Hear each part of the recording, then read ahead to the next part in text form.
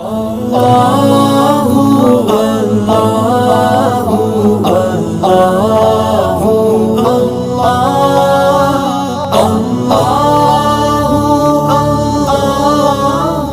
باللہ من الشیطان الرجیم بسم اللہ الرحمن الرحیم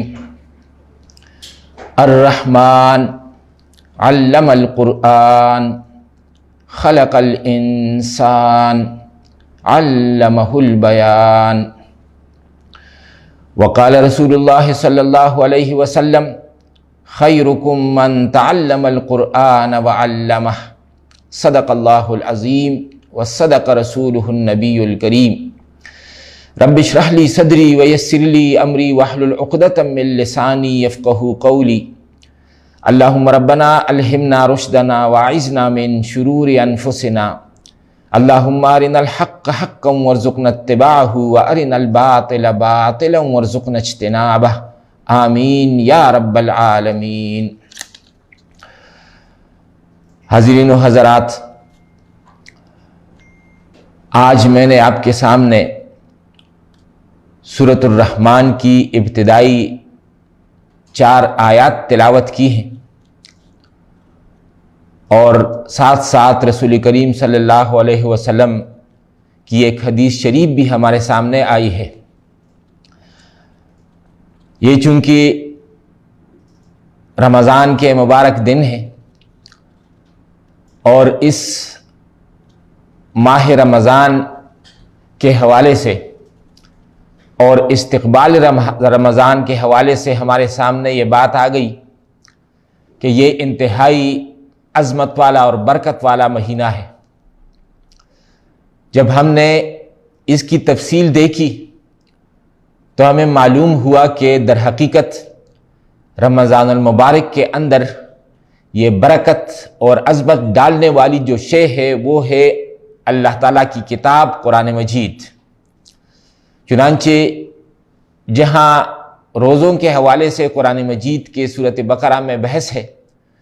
تو وہاں پر یہ اشارہ دیا گیا کہ شہر رمضان الذی انزل فیہ القرآن، کہ رمضان کا مہینہ وہ مہینہ ہے جس میں کہ قرآن مجید نازل ہوا۔ تو گویا کہ قرآن مجید کے نزول کی وجہ سے اس مہینے کو ایک برکت حاصل ہو گئی۔ چنانچہ قرآن مجید کے بارے میں یہ بات اچھی طرح جان لینی چاہیے کہ یہ وہ خزانہ ہے جو اپنے ساتھ جو چیز بھی اس کے ساتھ ملے اور جڑ جائے اس کو بھی خزانہ بنا دیتا ہے۔ ایک انسان جب کہ قرآن مجید سے دور ہے تو ظاہر ہے کہ وہ کسی اہمیت کا حامل انسان نہیں، حقائق سے معارف سے بہت دور انسان۔ لیکن جس انسان کا تعارف قرآن مجید سے ہو گیا تو قرآن سے تعارف کی وجہ سے بجائے خود یہ انسان جو ہے ایک عظیم انسان بن گیا، ایک منفعت بخش انسان بن گیا۔ یہ عظیم حقیقت مولانا رومی اپنے الفاظ میں اس طرح بیان کرتے ہیں کہ مادح خورشید مداح خود است کہ دو چشمم مادح خورشید مداح خودش کہ دو چشمم، یعنی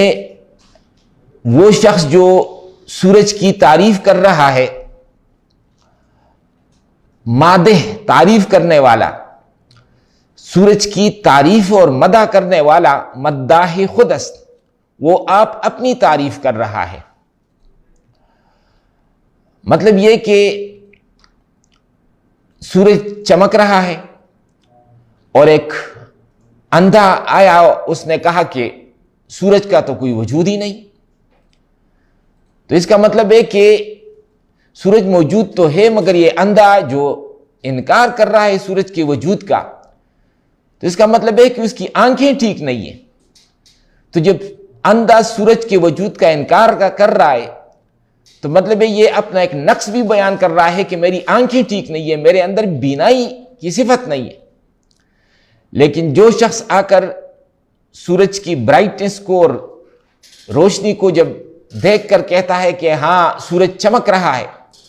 تو اس کا مطلب یہ ہے کہ وہ صرف سورج ہی کی تعریف نہیں کر رہا بلکہ اس بات اور اس حقیقت کا بھی اظہار کر رہا ہے کہ اس کی آنکھیں بالکل ٹھیک ٹھاک ہیں، وہ سورج کو دیکھ رہا ہے، اس لیے سورج کی اس نے مدح اور تعریف کی۔ تو مادح خورشید مداح خدس،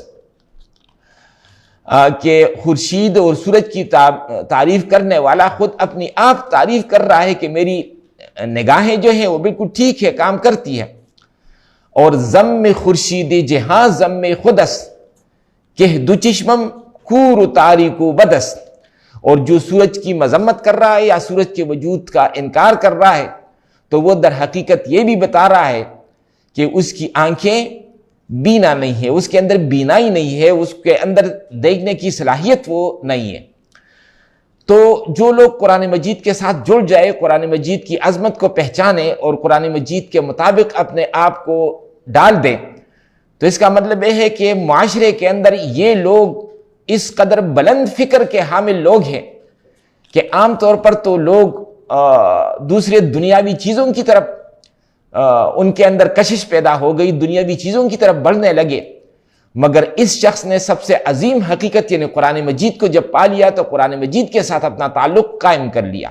تو مطلب ہے قرآن کے ساتھ جب تعلق قائم ہو گیا تو اس سے بجائے خود وہ انسان ہی عظیم ہو گیا۔ یہ جو ابتدائی 4 آیات تلاوت کی گئی، الرحمن علم القرآن خلق الانسان علمہ البیان، ان 4 آیات کے اندر جیسا کہ ہم آگے دیکھیں گے اللہ تعالیٰ نے ایک ٹاپ کی اور عظیم بات بتائی ہے ہر آیت کے حوالے سے۔ الرحمن کے اندر ایک عظیم بات، علم القرآن کے اندر ایک عظیم حقیقت، خلق الانسان کے اندر ایک اعلیٰ بات، اور علمہ البیان کے اندر بھی ایک عظیم بات۔ لہذا آئیے الرحمن، یہ جو الرحمن ہے، جو بنیادی حروف ہیں وہ ہے را، ہا اور میم۔ باب سمع سے ہے رحمتن، رحم یرحم رحمتن اور مرحمتن،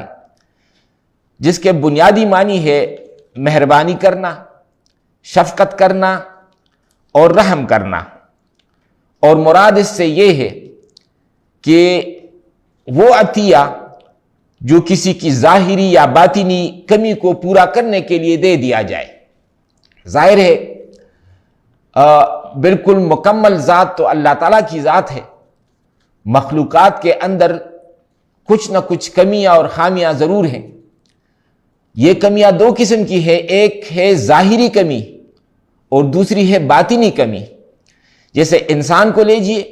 انسان کا ایک ظاہری جسم اور بدن ہے، اس ظاہری جسم اور بدن میں بھی کمیاں ہو سکتی ہے، اور پھر انسان کا ایک باطنی وجود ہے یعنی روحانی وجود، اس روحانی وجود کے اندر بھی کمیاں ہو سکتی ہیں۔ لہذا جب انسان کے روحانی وجود کی کمیوں کو پورا کیا جائے اور جب اس کی جسمانی وجود کی کمیوں کو پورا کیا جائے تو اس کو، ایسے عطیے کو ہم رحمت کہیں گے۔ چنانچہ رحمت کی تعریف یہ ہوئی کہ یہ وہ عطیہ ہے جس کے ذریعے کسی کی باطنی اور ظاہری کمیوں کو پورا کیا جائے۔ نمبر 2 یہ کہ یہ کام ضرورت کے تقاضے کے مطابق کیا جائے، جہاں جہاں ضرورت پڑے تو وہاں پر یہ کام کیا جائے۔ اور تیسری بات یہ کہ یہ بغیر کسی معاوضہ یا بغیر کسی قیمت کے یہ کام کیا جائے، یعنی جو بھی یہ رحمت جب مخلوقات میں سے کسی کو ملتی ہے تو بلا مزد ملتی ہے، بغیر کسی معاوضے کے ملتی ہے، بغیر قیمت کے ملتی ہے، بغیر پیسے دینے کے ملتی ہے۔ چنانچہ یہ ہے رحمت۔ اسی طرح یہ را، ہا اور میم جب باب کارما سے آئے، رحم یرحم رحمن اور رحمن، تو یہ بچہ دانی کے لیے استعمال ہوتا ہے، جو یوٹرس ہے یعنی جہاں پر کہ ابتدا میں بچہ پرورش پاتا ہے، ماں کی بچہ دانی۔ تو رحمن اور رحمن ایک طرف یہ بچہ دانی کے لیے اور دوسرے نمبر پر یہ رشتہ داری کے لیے لفظ آتا ہے۔ چنانچہ وہ جو رحمت کی بات ہمارے سامنے آئی تو اگر یہاں آپ دیکھ لیں تو رحمن اور رحمن یعنی بچہ دانی اور رشتہ داری، تو یہاں پر بھی مراد وہی ہے کہ ایک ہی رحم سے اور بچہ دانی سے جو بچے پیدا ہو جائیں ان کے اندر باہمی ہمدردی ہوتی ہے، ایک دوسرے کے لیے انس اور محبت کے جذبات ہوتے ہیں، اور پھر جس رحم سے پیدا ہو جائے تو ماں جو ہے وہ بھی اپنے بچوں کے لیے ایک انتہائی ہمدرد انسان ہے، انتہائی درجے کی ہمدرد مخلوق جو ہے وہ ماں ہے، کیونکہ اس کے رحم سے یہ بچے پیدا ہوئے ہوتے ہیں۔ تو یہ جو الرحمن لفظ یہاں پر آیا ہے، یہاں پر رحمان کے ساتھ لام ال لگا ہے، الرحمن، اور ہم دیکھتے ہیں کہ قرآن مجید میں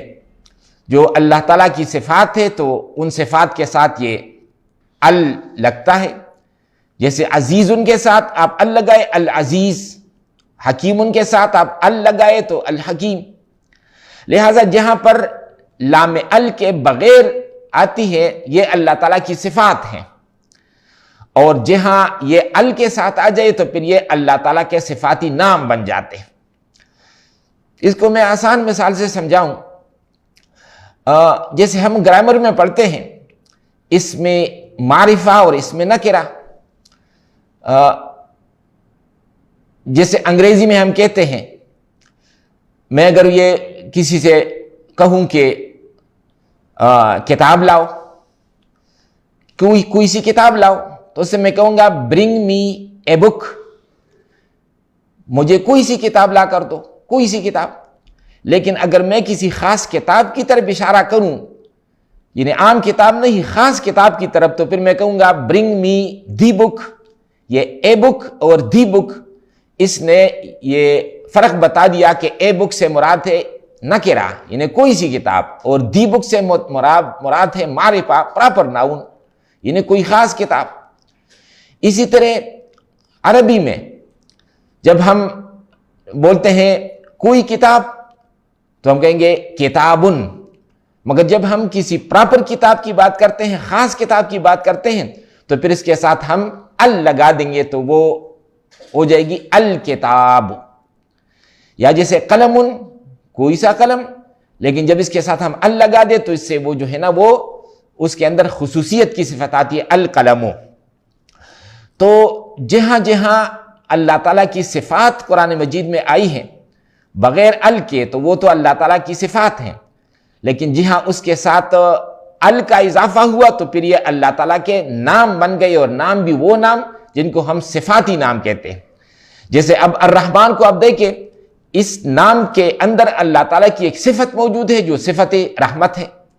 الحکیم کو آپ دیکھیں، اس میں اللہ تعالیٰ کی ایک صفت موجود ہے اور وہ ہے حکمت، وزڈم، دانائی۔ تو یہ گویا کہ اب الحکیم جو یہ صرف حکیمن تھا تو یہ اللہ تعالیٰ کی ایک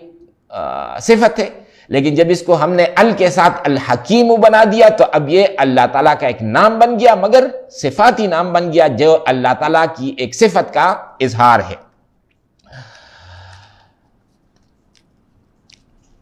اب اللہ تعالیٰ کی جو یہ صفات قرآن مجید میں اور احادیث میں بیان ہوئی ہیں، تو ان صفات کے بیان سے ہمارا تعلق کیا ہے؟ دیکھیے، انسان کا سب سے بڑا مسئلہ اللہ تعالیٰ کا تعارف حاصل کرنا ہے۔ یعنی جب بھی انسانوں کو دنیا کے اندر بھیجا گیا تو پہلا مسئلہ یہ پیدا ہوا کہ اللہ تعالیٰ کا تعارف انسانوں سے کیسے کرایا جائے، کیونکہ انسان دنیا میں ہے مگر وہ اللہ تعالیٰ کو جانتا نہیں، تو ظاہر ہے وہ بھی حیوان ہے، اس کی زندگی کے اندر کوئی گائیڈ لائنز نہیں ہے، اس کی زندگی کے اندر کوئی اللہ تعالیٰ کی شناخت نہیں ہے، کوئی معرفت نہیں ہے، کوئی خیر اور کوئی بھلائی نہیں ہے، جب تک کہ اللہ تعالیٰ سے اس کا تعارف نہ ہو جائے۔ تو لہذا اللہ تعالیٰ سے تعارف ضروری ہے۔ یہ تعارف نمبر ایک، اس کی ضرورت تو ہے کہ اللہ تعالیٰ کی ذات سے ہو۔ جیسے ہمارا دنیا کا معاملہ ہے، دنیا میں جب ہمارا تعارف کسی سے ہوتا ہے تو وہ ذات کے حوالے سے ہوتا ہے۔ ہم کہیں کالج میں پڑھ رہے ہو، وہاں پر ہاسٹل میں ہماری زندگی گزری ہو، پھر وہاں سے جا کے کوئی 10 12 15 سال گزر چکے ہوں، اور اگر ہمارے کسی دوست کا کہیں کوئی ذکر کر دے اور ہماری یادداشت میں وہ دوست نہ آ رہا ہو، تو دوسرا دوست ہمیں بتاتا ہے کہ یہ وہ دوست تھا ہمارا جس کے لمبے لمبے بال ہوتے تھے اور جو واسکٹ پہنتا تھا اور جو موٹے وجود کا مالک تھا، لمبا تڑنگا تھا، لمبے قد والا تھا۔ تو اب یہ اس کی ذات اور پرسن کا ایک تعارف وہ ہمیں حاصل ہو گیا، ہمیں یاد آ گیا کہ ہاں یہ بالکل ٹھیک ہے، میرا فلاں دوست تھا۔ تو اب یہ کہ جب ہم انسانوں سے ہمارا کوئی تعارف ہوتا ہے یا مخلوق سے کوئی تعارف ہوتا ہے تو وہ مخلوق کی ذات کے حوالے سے وہ ہوتا ہے، ہم پھر مخلوقات میں سے کسی کو پھر جانتے یا پہچانتے ہیں۔ کیا ایسا کوئی تعارف اللہ تعالیٰ کی ذات کے ساتھ بھی ہمارا ممکن ہے؟ اس سوال کا جواب یہ ہے کہ اللہ تعالیٰ کی ذات کے ساتھ ہمارا کوئی تعارف ہو ہی نہیں سکتا۔ یہ جو معاملہ ہے یہ بالکل آؤٹ آف باؤنڈ ہے، یہ پروہیبٹڈ ایریا ہے کہ اللہ تعالیٰ کی ذات کے ساتھ کسی کا تعارف ہو جائے، یہ نو گو ایریا ہے، کوئی یہاں پر جا ہی نہیں سکتا۔ چنانچہ وہ جو اللہ تعالیٰ کے حوالے سے حضرت سعدی شیراز علیہ الرحمہ نے بیان کیا کہ اے برترس قیاس و گمان و خیال و وہم وز ہر چخان دئیم شنیدیم و گفتئیم دفتر تمام گشت و پایاں رسید عمر ما ہم چنا در اول وصفی تمان دئیم، کہ اے اللہ وہ ذات کے برترس قیاس و گمان و خیال و وہم، کہ آپ ہمارے تمام قیاسات سے، ہماری تمام گمانوں سے، ہمارے تمام خیالوں سے بہت اونچے، بہت اونچے، بہت وراء الورا ثم وراء الورا ثم وراء الورا، یہاں تک ہمارا کوئی وہ جو ہے نا ہماری کوئی رسائی نہیں ہے، کسی رسائی کا کوئی امکان ہی نہیں۔ انسان جب اللہ تعالیٰ کی ذات کے بارے میں وہ سوچتا ہے تو ظاہر ہے کہ وہ اپنے سوچ اور خیال کے مطابق کوئی ایک نیا خدا تو تراش لے گا، مگر اس خدا تک اس کی رسائی نہیں ہو سکتی۔ قرآن مجید میں فرمایا لیس کمثلہ شیء، اس کی طرح ہی نہیں، اللہ تعالیٰ کی طرح کوئی شے نہیں۔ لہٰذا ہم اگر یہ جاننا بھی چاہے، جیسے دنیا میں ہم مثال دے کر سمجھاتے ہیں، تو اب اللہ تعالیٰ کی مثال ہم کیا دیں گے، کیسے ہم جو ہے نا وہ سمجھیں گے؟ لہٰذا یہ ہو نہیں سکتا۔ ہم اگر اللہ تعالیٰ کا کوئی تصور قائم بھی کر لے تو وہ ہمارا اپنا کوئی تراشیدہ تصور ہوگا۔ چنانچہ وہ فارسی میں کہا گیا کہ میرا برصورتی خیش آفریدی برونی خیش تن آخر چی دیدی، یعنی ایک شخص سے جو کہ ایک بت بنا رہا تھا تو اس نے بت کا ایک چہرہ بنا لیا، پھر 2 ہاتھ بنا لیے، 2 ٹانگیں بنا لی۔ تو کہتے ہیں کہ بت نے اس سے پوچھا کہ یہ آپ کو پتہ کیسے چلا کہ میرے 2 ہاتھ ہیں، اور یہ کیسے آپ کو معلوم ہوا کہ میری 2 ٹانگیں ہیں، اور یہ کیسے پتہ چلا کہ میرے 2 کان ہیں اور میری 2 آنکھیں ہیں؟ تو اب انسان کا اپنا جو تصور تھا کہ اس کی تو اپنی 2 آنکھیں ہیں اور 2 کان اور 2 ہاتھ اور 2 ٹانگیں ہیں، لہذا اپنے آپ پر قیاس کرتے ہوئے اس نے اپنا جو بت ہے وہ بھی اسی طور پر بنایا۔ تو بت نے وہ اعتراض کر دیا کہ میری صورت تو یہ نہیں ہے جو آپ نے بنائی۔ تو اب اس بات کو جو ہے، اس حکایت کو آپ ذرا انلارج کریں، کیا اللہ تعالیٰ کے حوالے سے ہم جان سکتے ہیں کہ اللہ تعالیٰ کس طرح ہے، کیسے ہیں؟ لہٰذا اس کا تو ہم سوچ بھی نہیں سکتے۔ تو بس اگر ہم کوئی تصور اللہ تعالیٰ کے بارے میں ہم اپنے دماغ میں اور دل میں رکھ بھی لے تو اس کا معاملہ یہ ہوگا کہ میرا برصورتی خیش آفریدی، کہ اے انسان تم نے تو صرف اپنی صورت پر مجھے بنایا، برونی خیشتن آخر چتی دی، مگر اپنے سے باہر آپ تو کچھ سوچ بھی نہیں سکتے تھے، کچھ تصور بھی نہیں کر سکتے ہیں۔ میری اصل حقیقت تو آپ کو چونکہ معلوم نہیں ہے، لہٰذا آپ مجبور ہے کہ اپنی سوچ کے مطابق آپ مجھے بنا لے۔ حقیقت میں ایسا نہیں ہوں جو کہ آپ نے بنا لیا ہے، جو آپ سوچ رہے ہیں۔ تو لہٰذا پہلی بات یہ ہو گئی کہ اللہ تعالیٰ کے ساتھ تعارف ضروری تو ہے، مگر اللہ تعالیٰ کی ذات کے ساتھ ہمارے تعارف کا کوئی سوال پیدا نہیں ہوتا۔ تو اب دوسری بات ہمارے سامنے یہ آتی ہے کہ جب اللہ تعالیٰ کے ساتھ تعارف ضروری ہے مگر تعارف اللہ کے ذات کے ساتھ ممکن نہیں ہے، تو پھر ہم کون سا راستہ اختیار کریں، کیسے اللہ کا تعارف حاصل کریں؟ تو اب اس کا جواب یہ ہے کہ اللہ تعالیٰ کے ساتھ ہمارا تعارف اللہ تعالیٰ کی صفات کے ذریعے سے ہے، اور یہ جو صفات ہے اللہ تعالیٰ کی، یہ جا بجا پوری کائنات کے اندر پھیلی ہوئی ہے۔ یعنی ایسا نہیں ہے کہ یہ صفات کہیں یکجا لکھی ہوئی ہے، ہم جا کر ان کو دیکھیں پڑھیں اور پھر ہمیں معلوم ہو، بلکہ جا بجا جب ہم نظر دوڑاتے ہیں تو کائنات کے اندر یہ جو زمین اور آسمان کی پہنائیاں ہیں، ان پہنائیوں کے اندر اللہ تعالیٰ کی صفات موجود ہے۔ جیسے مثال کے طور پر آپ اوپر آسمان کو دیکھیں، بغیر ستونوں کے اللہ تعالیٰ نے آسمان کو تھام رکھا ہے، ایک بہت ہی عریض اور ایک بہت ہی وسیع چھت ہے، اور ہم دیکھتے ہیں کہ وہاں پر ہمیں کوئی زنجیریں، کوئی ستون، ہمیں کوئی سپورٹس ہمیں نظر نہیں آتے۔ یہ کیا ہے؟ یہ اللہ تعالیٰ کی صفت قدرت کا اظہار ہے کہ اللہ تعالیٰ کی طاقت نے اس کو تھام لیا ہے، اللہ تعالیٰ کی طاقت کے بل بوتے پر ایسا ہو رہا ہے۔ ورنہ جو ہماری گلیکسیز ہیں اور یہ جو پورا یونیورس ہے اور یہ جو فضا ہے، اس میں کیسے کیسے بڑے بڑے کرے ہیں اور اجرام فلکی ہیں جو کہ بغیر اس کے کہ زنجیروں کے ساتھ ان کو باندھا گیا ہو، یہ اللہ تعالیٰ کی قدرت نے ان کو جو ہے وہ پکڑا ہوا ہے۔ لہٰذا یہ اللہ تعالیٰ کی صفت یہاں سے جو ہمارے سامنے آتی ہے وہ ہے صفت قدرت اور طاقت، تو یہ اس کائنات کے اندر موجود ہے۔ ہم اگر مشاہدہ کرنا چاہیں تو اس صفت قدرت کا ہم مشاہدہ کر سکتے ہیں۔ اسی طرح اللہ تعالیٰ کی دوسری صفت کو ہم لیتے ہیں، صفت علم۔ یہ صفت علم بھی اسی کائنات کے اندر موجود ہے۔ یہ کائنات جب سے بنی ہے اور اس میں بڑے بڑے اجرام فلکی ہیں اور بہت بڑے بڑے ستارے ہیں، اور یہ اجرام فلکی گردش میں ہے، خود سورج جو ہے وہ گردش میں ہے، تو لہٰذا آج تک کوئی ایسا حادثہ نہیں ہوا کہ اجرام فلکی اس طور پر ایک دوسرے کے ساتھ ٹکرا جائیں کہ پورا نظام کائنات مختل ہو کر رہ جائے، ختم ہو جائے، تباہ ہو جائے۔ یہ ایسا کیوں نہیں ہوتا؟ یہ اس لیے نہیں ہوتا کہ اللہ تعالیٰ نے بالکل روز اول سے جو کیلنڈر مقرر کر رکھا ہے، یعنی جس کیلنڈر اور جس اندازے کے مطابق اس کائنات کو اور یہ مختلف اجرام فلک کو چھوڑا ہے، تو اسی اندازے کے مطابق بالکل ایک ڈیلیکیسی کے ساتھ یہ سارا معاملہ چل رہا ہے۔ اس کے اندر کوئی جو ہے وہ بدنظمی پیدا نہیں ہو رہی۔ چنانچہ سورۃ یاسین میں فرمایا لَلشَّمْسُ يَنبَغِي لَهَا أَن تُدْرِكَ الْقَمَرَ وَلَلَّيْلُ سَابِقُ النَّهَارِ، سورج کے لیے شایان نہیں کہ وہ چاند کو پکڑ لے، وَلَلَّيْلُ سَابِقُ النَّهَارِ، اور نہ یہ رات جو ہے دن سے پہلے آ سکتی ہے، وَكُلٌّ فِي فَلَكٍ يَسْبَحُونَ، اور یہ سب جو ہے نا اپنے اپنے مدار میں آربٹ میں تیر رہے ہیں۔ اب یہ جو ہے اس کے پیچھے آخر یہ کون سا علم ہے؟ کس نے کس علم کی بنیاد پر ایک ایسے کیلنڈر کو بنایا ہے کہ اس کیلنڈر کے تحت یہ سب کچھ حرکت میں ہے مگر کوئی بدنظمی نہیں ہو رہی؟ تو یہ چیز اللہ تعالیٰ کے ایک اور صفت کو ظاہر کر رہی ہے جس کا نام ہے علم، صفت علم۔ لہٰذا اللہ کی صفت علم جو ہے وہ بھی اس کائنات کے اندر رواں ہے، اس کائنات کے اندر ہر آن ہر لمحہ اس کا مشاہدہ کر رہے ہیں۔ تیسری چیز آپ دیکھ لیں، اللہ تعالیٰ کی جو رحمت ہے اور سخاوت ہے، یہ رحمت اور سخاوت یہ بھی کائنات کے گوشے میں ہم اس کا مشاہدہ کر رہے ہیں۔ کتنے لوگ ہیں جو اللہ تعالیٰ کو نہیں مانتے، کتنے لوگ ہیں جو اللہ تعالیٰ سے غافل ہیں، مگر جب ان کو بھوک لگتی ہے اور جس دسترخوان پر آتے ہیں اور جو کھانا کھاتے ہیں، یہ سب کھانا اور یہ دسترخوان اللہ تعالیٰ کے دیے ہوئے عطیات ہیں۔ لہٰذا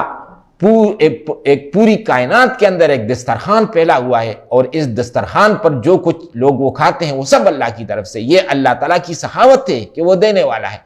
لہٰذا وہ ہر مخلوق کو دے رہا ہے اور ہر مخلوق کی ضرورت کے مطابق اس کو دے رہا ہے۔ لہٰذا یہ جو سخاوت اور رحمت کی صفت ہے، یہ سخاوت اور یہ رحمت یہ بھی ہمیں کائنات کے اندر بہت ہی صاف اور شفاف انداز سے نظر آ رہی ہے۔ تو یہ ہے اللہ تعالیٰ کی ایک اور صفت۔ تو اس طرح اللہ تعالیٰ کی جو مختلف صفات اس کائنات کے اندر موجود ہے، ان صفات کے ذریعے سے اللہ تعالیٰ کے ساتھ ہمارا ایک مسلسل تعارف ہو رہا ہے۔ اب تیسری بات کی طرف آئیے، یہ جو صفات ہیں، ان صفات کے حوالے سے ہم ان کی کوانٹیٹی کو یا کمیت کو بالکل نہیں جانتے۔ یعنی ہم اجمالی طور پر یہ تو جانتے ہیں کہ اللہ تعالیٰ کی فلاں صفت ہے، مگر اس کی کمیت کتنی ہے اس سے ہم واقف نہیں۔ اس کو میں مثال سے سمجھانے کی کوشش کرتا ہوں۔ دیکھیے، ایک شخص عالم ہے، ایک عالم دین ہے، اور ان کے بارے میں یہ کہا جاتا ہے کہ انہوں نے 100 تفسیریں پڑھی ہیں۔ اب ایک دوسرا عالم دین جو اس سے بھی بڑا عالم دین ہے، اس کے بارے میں آتا ہے کہ اس نے 150 تفسیریں پڑھ لی، ایک تیسرے نے 200 پڑھی ہے۔ تو جو بھی عالم ہے اس کے علم کا کچھ اندازہ ہے کہ اتنی کتابیں پڑھی ہیں، اتنی تفسیریں اس نے پڑھی ہیں، مگر کیا اللہ تعالیٰ کے پاس جو علم ہے اس کا بھی ہم ایسا کوئی اندازہ لگا سکتے ہیں؟ نہیں، بالکل نہیں۔ اسی طرح طاقت کو آپ دیکھیے، یہ طاقت جو ہے ہم نے اس کے لیے پیمانے مقرر کر رکھے ہوتے ہیں کہ اتنی طاقت اور اتنے ہارس پاور اور یہ پیمانہ اور وہ پیمانہ۔ اب جو اللہ تعالیٰ کی جو طاقت ہے، کیا اس کے لیے بھی کوئی پیمانہ ہے؟ کوئی پیمانہ اس کے لیے نہیں ہے، اور کوئی پیمانہ اس کے لیے ہو بھی نہیں سکتا۔ اب دیکھیں، ہماری بینائی ہے، ہمارے سامنے اگر آپ کسی کو کھڑا کر دے ہمارے دوستوں میں سے، تو ہم اس کو پہچان لیں گے کہ یہ فلاں دوست ہے۔ اب اس کو فرض کرے کہ ایک کھلا میدان ہے، اور اس میدان میں اس شخص سے کہا جائے کہ آپ پیچھے کی طرف جائیں، اور پیچھے کی طرف جب اس نے جانا شروع کر دیا تو ایک وقت وہ آ جائے گا کہ ہمیں اس کا چہرہ اسے ڈم سا نظر آئے گا، اور پھر اگر مزید وہ پیچھے چلا گیا تو پھر ہمیں اس کا چہرہ بھی نظر نہیں آئے گا۔ تو مطلب ہے کہ ہماری جو بینائی ہے وہ ایک خاص رینج، اس کی ایک خاص رینج ہے، اس رینج سے جب وہ نکل جائے تو پھر ہماری بینائی کام نہیں کرتی۔ اس طرح ہم یہاں پر بیٹھے ہیں، قریب سے ایک کار گزری ہے، اور کار کے ہارن سے ہمیں اندازہ ہوا کہ کوئی کار یہاں سے گزری ہے، لیکن یہ کار اگر یہاں سے 10 کلومیٹر دور کسی چوراہے پر اگر وہ ہارن دے تو وہ ہارن ہم نہیں سن سکتے، کیونکہ ہمارے جو کان ہے تو ہمارے کان کے سننے کے بھی رینج ہیں،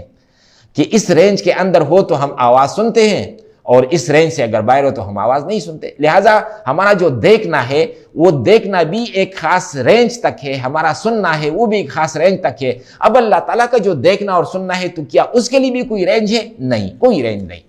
اللہ تعالیٰ سب کچھ دیکھ سکتا ہے، اللہ تعالیٰ سب کچھ سن سکتا ہے، جہاں ہو سن سکتا ہے۔ لہٰذا قرآن مجید نے ایک لفظ ایسا استعمال کیا ہے جس کے ذریعے ہمیں ایک پناہ گاہ ملتی ہے کہ بس اللہ تعالیٰ کی صفات کے بارے میں ہم وہی تصور وہ رکھ لیں، اور اس پناہ گاہ کا نام ہے لفظ کل۔ اللہ تعالیٰ کے پاس طاقت اور قدرت ہے، مگر کتنی طاقت ہے؟ وَهُوَ عَلَىٰ كُلِّ شَيْءٍ قَدِيرٌ۔ اللہ تعالیٰ کے پاس علم ہے، مگر کس قدر علم ہے؟ وَهُوَ بِكُلِّ شَيْءٍ عَلِيمٌ۔ وہ ہر ایک چیز پر علم رکھتا ہے، وہ ہر ایک چیز کی طاقت رکھتا ہے، ہر ایک چیز پر اللہ تعالیٰ جو ہے وہ قادر ہے۔ تو لہٰذا اللہ تعالیٰ کی صفات کے حوالے سے لفظ کل کے ذریعے جب ہم یہ لفظ استعمال کریں گے تو اس کا مطلب یہ ہے کہ اب بس اللہ تعالیٰ کی صفات کے بارے میں ہم اجمالی طور پر ہم نے یہ جانا کہ ہاں اللہ تعالیٰ کی صفت قدرت ہے، اور اللہ تعالیٰ کی صفت علم ہے، اور اللہ تعالیٰ کی صفت رحمت ہے۔ یہ رحمت ہے کتنی ہمیں کچھ معلوم نہیں، یہ علم ہے کتنا ہمیں کچھ معلوم نہیں، اور یہ قدرت اور طاقت یہ ہے کتنی اس کے بارے میں جو ہے ہمیں کچھ بھی معلوم نہیں۔ الرحمن کے حوالے سے ہماری گفتگو ہو رہی ہے کہ الرحمن کے اندر انتہائی رحمت کا مفہوم پایا جاتا ہے، اور جب کوئی صفت انتہا درجے میں پائی جائے تو اس کو مبالغہ کہتے ہیں۔ مبالغے سے مراد یہ ہے کہ یہ جو صفات ہم بیان کرتے ہیں، جیسے مثال کے طور پر اگر ایک چیز کالی ہے تو ہم کہیں گے کہ چیز کالی ہے، لیکن جب یہ کالا پن بہت زیادہ ہو تو پھر کالے پن کی زیادتی کے لیے ہم ایک اور لفظ کا اس کے ساتھ استعمال کرتے ہیں۔ یا اگر ہم دیکھتے ہیں کہ ایک شخص جو ہے وہ بہت زیادہ وہ مہمان نواز ہے، مہمان نوازی ایک صفت ہے، لیکن اگر یہ صفت اس کے اندر کچھ بہت ہی زیادہ ہو تو پھر مہمان نوازی کے ساتھ ہمیں ایک اور لفظ استعمال کرنا پڑے گا تاکہ اس صفت کی جو شدت ہے یا جو انٹینسٹی ہے اس کو بیان کیا جائے۔ چنانچہ میں اردو سے مثالیں دیتا ہوں۔ دیکھیے، ایک شخص ہے اور وہ لمبا ہے قد کے لحاظ سے، تو ہم کہیں گے کہ وہ لمبا ہے۔ اب اگر اس کی لمبائی زیادہ ہے تو غیر ادبی اردو میں ہم کہیں گے کہ وہ بہت لمبا ہے یا زیادہ لمبا ہے، مگر ادبی اردو کے اندر اس زیادہ لمبائی کے اظہار کے لیے ایک خاص لفظ ہے، اور وہ ہے تڑنگا۔ تو ہم کہتے ہیں وہ ایک لمبا تڑنگا انسان ہے، لمبا تڑنگا انسان۔ اسی طرح ایک شخص اس کا رنگ سفید ہے، گورا ہے، تو ہم کہتے ہیں کہ وہ گورا ہے۔ یہ گورا پن یعنی یہ صفت اگر اس کے اندر زیادہ ہو، اس صفت کی شدت ہو، انٹینسٹی ہو، تو پھر غیر ادبی اردو میں ہم کہیں گے کہ وہ بہت گورا ہے یا زیادہ گورا ہے. لیکن ادبی اردو میں اس کے لیے ایک پراپر لفظ ہے جس کا ہم گورے کے ساتھ اس لفظ کا اضافہ کرتے ہیں، وہ ہے چٹا گورا. تو چٹا گورا کا مطلب ہے کہ گورا ہونے کی جو صفت ہے وہ اس شخص کے اندر انتہائی زیادہ ہے. لمبا تڑنگا، یہ لمبائی کی صفت جو ہے، قد کی لمبائی، یہ اس شخص کے اندر بہت زیادہ ہے. تو لمبائی کی صفت کی جو زیادتی ہے اس کو بیان کرنے کے لیے ہمیں لمبے کے ساتھ تڑنگا لفظ لگانا پڑا. لمبا تڑنگا، اس کو کہتے ہیں مبالغہ. اور گورے کی جو صفت ہے، گورا پن، اس کی شدت کے اظہار کے لیے ہمیں ایک اور لفظ استعمال کرنا پڑا، چٹا. تو لہذا چٹا گورا یہ مبالغہ کا صیغہ ہے. اسی طرح ہم اظہار کرتے ہیں موٹا، کہ وہ موٹا ہے، یا کسی جانور کے بارے میں کوئی کہ موٹا جانور ہے. لیکن اگر اس کی موٹائی زیادہ ہو تو پھر ہمیں کوئی لفظ ملاتے ہیں موٹا تازہ. تو اس نے گویا کہ موٹائی کی صفت کے اندر ایک شدت پیدا کر دی. اسی طرح ہم گرمی کے بارے میں کہ گرمی ہے،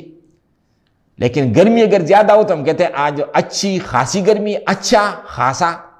تو اچھے کے ساتھ یہ خاصا جو آ گیا تو اس نے گویا کہ اسی صفت کے اندر جو شدت ہے اس کو ظاہر کر دیا. تو یہ ہے اردو کا معاملہ. عربی میں آپ آئیے تو اس میں جب ہم کسی صفت کی شدت کو اور اس کی انٹینسٹی کو اور زیادتی کو جب ہم بیان کرتے ہیں تو ایک انداز تو یہ ہے کہ وہاں پر ہم تشدید کا استعمال کرتے ہیں، اس کو مشدد بناتے ہیں. جیسے مثال کے طور پر فعل، ایک کام ہوتا ہے، جو شخص کام کرتا ہے اس کو کہتے ہیں فاعل، کام کرنے والا. اب ایک شخص نے تھوڑا سا کام کیا تو ہم اس کو کہیں گے فاعل. لیکن ایک شخص سے جو صبح سے لے کر شام تک مسلسل کام کر رہا ہے، یعنی کام کرنے کی صفت جو ہے، یہ صفت اس کے اندر انتہائی شدت کے ساتھ موجود ہے، بہت زیادہ کام کر رہا ہے. تو اب یہ جو فاعل ہے یہ تو کام کرنے والا ہے، لیکن جو بہت زیادہ کام کرنے والا ہے، بہت زیادہ کام کر رہا ہے، تو اس کو پھر ہم کہیں گے تشدید لگا کے فعال، بہت زیادہ کام کرنے والا. تو ہم کہتے ہیں وہ تو ایک فعال انسان ہے، ایک فاعل انسان اور ایک فعال انسان، یعنی کام کرنے کی صلاحیت اس شخص کے اندر جو ہے نا وہ بہت زیادہ ہے. اسی طرح ہم دیکھتے ہیں کہ اٹھانے کے لیے لفظ ہے کہ ایک شخص کسی چیز کو اگر وہ اٹھاتا ہے تو اس کو ہم کہتے ہیں حامل، اٹھانے والا. کسی نے کوئی چیز یہاں سے اٹھائی اور ادھر رکھ دی تو یہ حامل ہے. لیکن جس شخص کا کام ہی یہ ہو کہ وہ صبح سے لے کر شام تک مسلسل ایک چیز کو اٹھاتا ہے، ادھر رکھتا ہے، دوسری چیز ادھر سے اٹھا کے یہاں لاتا ہے، پھر یہاں سے کوئی چیز اٹھا کر ادھر جاتا ہے، پھر ادھر سے اٹھا کر ادھر لاتا ہے، گویا کہ دن رات اس کا یہ کام ہوتا ہے. اور آپ نے دیکھا ہوگا کہ یہ جو بس سٹینڈز ہیں یا ایئرپورٹس ہیں تو وہاں پر بھی کچھ لوگ ہوتے ہیں جو لوگوں کے سامان جو ہے وہ کسی کا سامان اتار کے وہ ادھر لائے، کسی کا سامان ادھر سے جہاز تک وہ لے گئے. تو وہ ہے کہ مسلسل اٹھانے والا کام، مسلسل اٹھانے والا کام کرتے ہیں. تو اسے شخص کو اب ہم عام طور پر تو حامل ہے، اٹھانے والا، مگر چونکہ اٹھانے کا کام یہ بہت ہی کثرت کے ساتھ اور بار بار کرتا ہے، لہذا اس کو پھر ہم تشدید لگا کے حامل کے ساتھ ہم کہیں گے حمال، حمال بہت زیادہ اٹھانے والا، کثرت سے اٹھانے والا. تو یہ جو کلی ہوتے ہیں ایئرپورٹ پر تو اس کے لیے عربی میں حمال لفظ آتا ہے، بہت زیادہ اٹھانے والا جو ہے نا وہ کام کرتے ہیں. اسی طرح ایک شخص اس نے جھوٹ بولا تو اس کو ہم کہیں گے کاذب، یعنی جھوٹ بولنے والا. مگر ایک شخص سے وہ ہر وقت جھوٹ بولتا ہی رہتا ہے، اس کی عادت یہ ہے کہ وہ بس جھوٹ پر جھوٹ بولتا چلا جاتا ہے، تو لہٰذا یہ جو جھوٹ کی صفت ہے یہ اس شخص کے اندر شدت کے ساتھ موجود ہے. تو ہم لفظ عام جھوٹے کے لیے تو کاذب استعمال کریں گے، لیکن جو بہت زیادہ جھوٹا ہو تو وہاں پر تشدید کے ساتھ ہم استعمال کریں کذاب، بہت زیادہ جھوٹا. اسی طرح سامع، سننے والا، اور جب بہت زیادہ سننے والا سماع، تو یہ سماع تو وہ ہے، تو اسی کو کہتے ہیں یہ مبالغہ کا صیغہ ہے. تو عربی میں جب ہم مبالغہ کا کسی صفت کی شدت کا اظہار کرنا مقصود ہوتا ہے تو ہم وہاں پر تشدید لگاتے ہیں. دوسرا انداز جو ہے وہ یہ ہے، جیسے مثال کے طور پر جوع، جیسے کہ بھوک ہے، بھوک، ایک بھوکا انسان ہے تو اس کے ساتھ یہ جوعن کے ساتھ جب ہم کہیں گے کہ جوعان، تو اس کا مطلب ہے بہت زیادہ بھوکا. یہ آن کا لفظ لگا تو بہت زیادہ بھوکا. اسی طرح عطشن، یہ جو پیاس ہے اور جو پیاسا شخص ہوتا ہے. اب یہ عطشن کے ساتھ آپ الف نون لگا دے، عطشان، بہت زیادہ پیاسا اور بہت زیادہ پیاسا. اسی طرح غضب غصے کو کہتے ہیں. ایک شخص جو ہے نا اس کے اندر غصہ ہے، لیکن جب یہ غصہ اس کے اندر بہت زیادہ ہو تو پھر وہ الف نون آپ لگا دے، غضبان. یہ لفظ قرآن مجید میں آیا ہے، فرجع موسیٰ الی قومہ غضبان آسفا. حضرت موسیٰ علیہ السلام اپنے قوم کے پاس بہت غصے کی حالت میں جو ہے وہ آئے. تو اس طرح یہ رحمن، جو یہ جو را ہا اور میم ہے، اس کے ساتھ بھی آپ الف اور نون لگا دے تو رحمان. تو رحمان کا مطلب ہے کہ صرف رحمت نہیں، انتہائی درجے کی رحمت، یعنی رحمت کا ایک ٹھاٹھے مارتا ہوا سمندر، ایک جوش کھانے والا جو سمندر ہے نا وہ ہے رحمت. تو یہ جو استعمال ہوا ہے الرحمن، تو یہاں پر اللہ تعالیٰ کی صفت رحمت جو ہے پورے مبالغے کے ساتھ استعمال ہوئے، یعنی اللہ تعالیٰ کی رحمت کا اظہار ہو گیا. وہ کوئی معمولی رحمت نہیں ہے بلکہ رحمت کا ایک ٹھاٹھے مارتا ہوا سمندر، انتہائی درجے کی رحمت، اللہ تعالیٰ کی رحمت کا اظہار ہو گیا. تو اور یہ ہے سورۃ الرحمن کی پہلی آیت کہ الرحمن. اب یہ جو رحمان ہے، ہم ایک اور لفظ استعمال کرتے ہیں رحیم، اور ہمارا جو تسمیہ ہے بسم اللہ الرحمن الرحیم، دونوں کے جو حروف مادہ ہے را ہا اور میم، رحمان کا بھی ہے یہ، اور را ہا اور میم یہ رحیم کا بھی ہے. اس طرح سورہ فاتحہ میں نماز میں ہم پڑھتے ہیں الحمدللہ رب العالمین الرحمن الرحیم. تو دونوں کا مطلب رحم ہی ہے، مگر دونوں کے اندر بھی ایک فرق ہے، اور وہ یہ کہ یہ جو رحمان ہے تو رحمان کے اندر ایک جوش اور خروش ہے، اور یہ جو رحیم ہے تو رحیم کے اندر ہے تسلسل اور ہمیشگی. میں ایک مثال سے اس کو واضح کرنے کی کوشش کروں. ایک شخص ہے اور دسمبر جنوری کا ٹھنڈا مہینہ ہے، صبح سویرے وہ نماز فجر کے لیے باجماعت نماز کے لیے گھر سے نکلا. گھر کے قریب ایک نالا تھا اور اس نے دیکھا کہ وہاں پر ٹھنڈے پانی کے اندر، یخ پانی کے اندر بلی کا ایک بچہ گرا ہوا ہے اور وہ چیخ رہا ہے. اس انسان کو بہت رحم آیا بلی کے بچے پر، اور اس نے کہا کہ اگر بچے کو میں نے اس حال میں چھوڑ دیا تو یہ مر جائے گا. چنانچہ وہ نالی میں اترا، اس کی نماز رہ گئی، کپڑے اس کے اور جوتے گندے ہو گئے، اور اس نے بلی کے اس بچے کو اٹھایا اور اپنے ساتھ گھر لے آئے اور اس کو جو ہے کچھ کپڑا اڑا دیا اور پھر کچھ دودھ اس کو دے دیا، کچھ خوراک کو دے دی. اب یہ پہلے دن تو اس نے آ کر نہایت ذوق شوق کے ساتھ جو ہے نا اس کو خوراک دی اور اس کی دیکھ بھال کی، مگر شام تک اس انسان کو پھر پچھتانا پڑا کہ یہ میں کیا غم اپنے ساتھ گھر لایا ہوں. یہ روز اس کو کھانا دینا اور اس کی دیکھ بھال کرنا یہ کوئی آسان کام تو نہیں ہے. تو لہٰذا دوسرے دن صبح سویرے اس نے بلی کا جو بچہ تھا تو وہ اپنے گھر سے باہر کر دیا. اب دیکھیے یہ انسان جب اس کی پہلی نظر بلی کے اس مظلوم بچے پر پڑی کہ وہ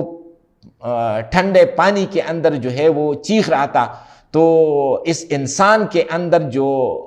مہربانی کا اور شفقت کا جذبہ تھا وہ پورے مبالغے کے ساتھ وہ اس کے اندر اس جذبے نے جوش مارا اور یہ انسان نالی کے اندر وہ کود پڑا. اس نے وہاں سے بچے کو اٹھایا، مگر شام تک جاتے یہ جو جذبہ ترحم ہے، رحم کا جذبہ، یہ ٹھنڈا پڑ گیا اور صبح سویرے پھر اس نے بچے کو دوبارہ اپنے گھر سے باہر نکال دیا. تو مطلب ہے وہاں پر ایک جوش تو ہے مگر اس کے اندر ہمیشگی نہیں تھی. اللہ تعالیٰ کا معاملہ یہ ہے کہ اس نے جس طرح جوش رحمت کے ساتھ اس کائنات کو پیدا کیا، انسان کو پیدا کیا، تو اس جوش کے اندر کبھی کوئی ٹھنڈک نہیں. اب یہ ہمیشہ کا معاملہ ہے. تو یہ جو جوش ہے اس کے لیے آتا ہے رحمان، اور یہ جو ہمیشگی ہے اور تسلسل ہے اور کنٹینیویشن ہے، تو اس کنٹینیویشن اور اس تسلسل اور ہمیشگی کے لیے ہے رحیم. چنانچہ مفسرین کرام بیان کرتے ہیں کہ یہ جو رحمان جو ہے اللہ تعالیٰ کی صفت رحمت، یہ دنیا کے لیے، یعنی دنیا میں تو وہ سب پر مہربان ہے، خواہ مومن ہے، کافر ہے، ملحد ہے، جو بھی ہے، مگر آخرت میں اللہ تعالیٰ کی رحمت جو ہے اس کا ظہور مومنین کے لیے ہوگا، کفار کے لیے نہیں ہوگا. تو لہٰذا مومنوں کے لیے تو جس طرح دنیا کے اندر اللہ تعالیٰ کی رحمت ہے تو یہ رحمت وسیع ہو کر آخرت تک پھیل گئی ہے. لہٰذا رحمان یعنی دنیا کے اندر اس کی رحمت ایک جوش میں ہے، اور پھر صرف دنیا کے اندر نہیں ہے بلکہ آخرت تک یہ وسیع ہوگی اور آخرت تک یہ طویل ہوگی. یہ جو طوالت ہے اور یہ جو تسلسل ہے اور یہ جو وسعت ہے تو اس کے لیے پھر ہے رحیم. تو اللہ تعالیٰ رحمان ہے, اس کی صفت رحمت میں کہ مبالغہ ایک جوش ہے, پھر رحیم ہے, آخر وقت تک اس رحمت کا سلسلہ جو ہے نا وہ جاری رہے گا اہل ایمان کے لیے. یہ الفاظ ہے جو سعدی شیراز علیہ الرحمہ نے فارسی میں استعمال کیے کہ آن کریمے کہ از خزانہ غیب گبر و ترسا وظیفہ خورداری, دوستاں را کجا کنی محروم تو کے بعد دشمناں نظرداری. کہ ایک کریم ذات, آپ کی صفت رحمانیت کا حال تو یہ ہے کہ دنیا کے اندر جو ہے از خزانہ آن کریمے کہ از خزانہ غیب, کہ آپ کے خزانہ غیب سے گبر و ترسا وظیفہ خورداری, جتنے کافر ہیں, جتنے ملحد ہیں, جتنے منکر ہیں, جتنے آپ سے بیزار لوگ ہیں, ان کا دسترخوان بھی آپ نے کبھی نہیں روکا, ان کا کھانا کبھی آپ نے نہیں روکا, ان کو بھی آپ کھانا مسلسل دیتے چلے جا رہے ہیں. دوستاں را کجا کنی محروم تو کے بعد دشمناں نظرداری. تو جب دشمنوں کے ساتھ آپ کا معاملہ یہ ہے, یعنی آپ کی صفت رحمت کا حال یہ ہے کہ وہ آپ نے ان سے بھی اس کو دور نہیں رکھا ہوا ہے, تو دوستاں را کجا کنی محروم تو کے بعد دشمناں نظرداری. تو جب دشمنوں پر آپ کی یہ نگاہ ہے اور یہ جو نظر ہے, تو جو آپ کا دوست بن جائے, معلوم نہیں کہ اس دوست کو آپ کس طرح کس انداز میں نوازیں گے. تو یہ ہے الرحمن. یہاں پر یہ آیت ختم ہو گئی مگر ابھی مفہوم مکمل نہیں ہوا. مثال ایسے کہ جیسے ہم سب یہاں پر بیٹھے ہیں اور باہر سے ایک شخص نوید آیا اور نوید نے ہمیں بتایا کہ آج تو ہمارے محلے کے فرقان نامی شخص نے ایک بہت بڑا کارنامہ سر انجام دیا. یہ الفاظ اس نے ادا کر لیے اور پھر بیٹھ گئے. ہم نے ان سے پوچھا کہ بھائی نوید, یہ جو آپ نے پیغام ہم تک پہنچائی فرقان کے بارے میں کہ اس نے ایک بڑا کارنامہ سر انجام دیا, تو اس کی کوئی تفصیل آپ نے نہیں دی. ہم بات سمجھے نہیں کہ آخر یہ کیا کارنامہ ہے. وہ کارنامہ اگر آپ اس کی تشریح کریں ہمارے سامنے, اگر اس کی کوئی تفصیل پیش کرے تو ہم بھی فرقان کی تحسین اور تعریف کریں. تو اب نوید نے قصہ سارا سنایا کہ چڑیا گھر سے ایک شیر نکلا تھا اور وہ شیر ایک بچے پر جھپٹ پڑا اور بچے کو بس یہ پکڑنے لگا تھا کہ فرقان نے آگے بڑھ کر اس بچے کو شیر کے منہ سے چھڑا لیا اور اس طرح انہوں نے بچے کی جان بچا لی. اب ہم نے کہا کہ بات واضح ہو گئی, پوری ہو گئی. واقعہ یہ ہے کہ یہ تو فرقان نے بہت بڑی قربانی دی ہے, بہت بڑی قربانی دی ہے کہ انسانی جان کو بچایا ہے. تو اب بات مکمل ہو گئی. تو اسی طرح یہاں پر جو بات آئی ہے الرحمن, اللہ تعالیٰ نے اپنے ایک رحمت کا اظہار کیا. اللہ تعالیٰ کی رحمت کا ایک ٹھاٹھے مارتا ہوا سمندر ہے جو ابل پڑا, جو بہ پڑا ہے, اللہ کی رحمت کا ایک سمندر. اب ہوا کیا, وہ اللہ تعالیٰ کی جو رحمت ہے وہ کس شکل میں سامنے ہے, وہ سمندر, وہ اس کو ہم اگر دیکھنا چاہیں کہ وہ کیا ہے, تو اب یہاں پر آیت ختم ہو گئی. اس کا جواب اب دوسری آیت کے اندر موجود ہے. علم القرآن, اللہ تعالیٰ کی صفت رحمت کا جو ظہور ہوا ہے, جو اظہار ہے, اور وہ جو ٹھاٹے مارتا ہوا سمندر ہے اللہ تعالیٰ کی رحمت کا, اس کا نام ہے قرآن. اور قرآن کیا ہے؟ قرآن حقیقت میں ہدایت کی کتاب ہے. لہٰذا اللہ تعالیٰ نے اپنی مخلوق کے ساتھ اور انسانوں کے ساتھ جو معاملہ کیا رحم کا یا اپنی رحمت کا معاملہ کیا, تو وہ یہ ہے کہ اس نے انسان کو قرآن دیا, قرآن جیسی دولت دی, ہدایت جیسی دولت جو ہے نا سے انسان کو نوازا. تو علم القرآن, اللہ نے قرآن سکھایا, قرآن کی تعلیم دی.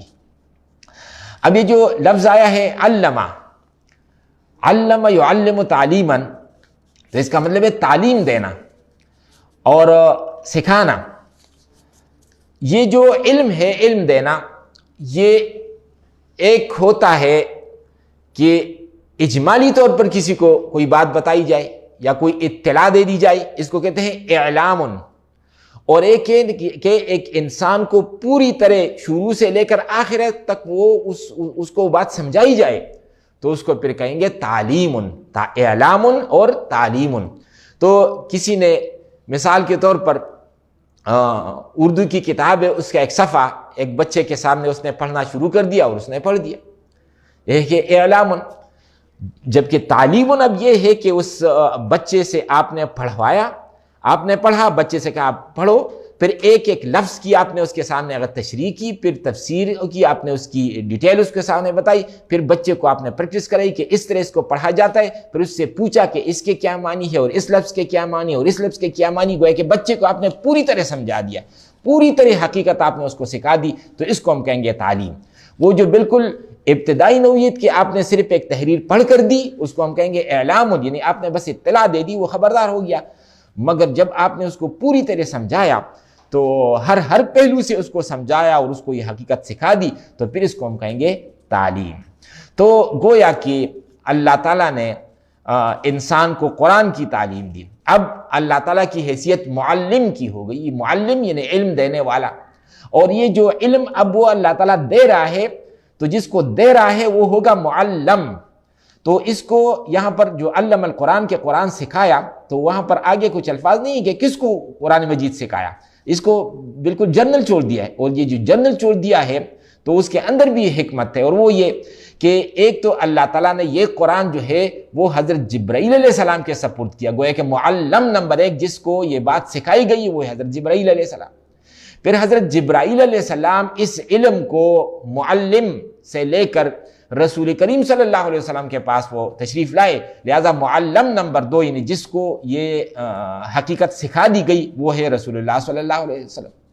پھر رسول اللہ صلی اللہ علیہ وسلم نے یہ علم قرآن یہ پھر صحابہ کرام رضوان اللہ تعالیٰ علیہم اجمعین کو دیا، لہذا معلم نمبر تین وہ صحابہ ہو گئے، اور پھر صحابہ کے بعد جو ہے نا دوسرے لوگوں نے، اور پھر اس امت کے اندر جو لوگ بھی آئیں گے پھر ان کو یہ علم ملے گا، دیا جائے گا، لہذا معلم نمبر چار جو ہے نا یہ وہ لوگ ہو گئے۔ تو علم القرآن، اب یہ جو سکھانے کی بات ہے، یعنی گویا کہ اللہ تعالیٰ ہمیں ایک ٹریننگ دے رہے ہیں، ہمیں سمجھا رہے ہیں، ہمیں سکھا رہے ہیں کہ قرآن مجید کو اس طور پر حاصل کر لو، اس طور پر ہضم کر لو۔ اور رسول کریم صلی اللہ علیہ وسلم کی پوری جو زندگی ہے تو اس میں بھی ہم دیکھتے ہیں کہ جو چار فرائض منصبی ہے جس کے ذریعے سے رسول اللہ صلی اللہ علیہ وسلم نے مردان کار تیار کیے، اور پھر ایک اسلامی انقلاب وہاں پر جزیرہ نما عرب میں برپا ہوا، تو وہ جو چار فرائض منصبی تھے رسول کریم صلی اللہ علیہ وسلم کے کہ وہ پہلے یہ کرتے ہیں کہ تلاوت آیات کرتے ہیں، یتلو علیہم آیاتہ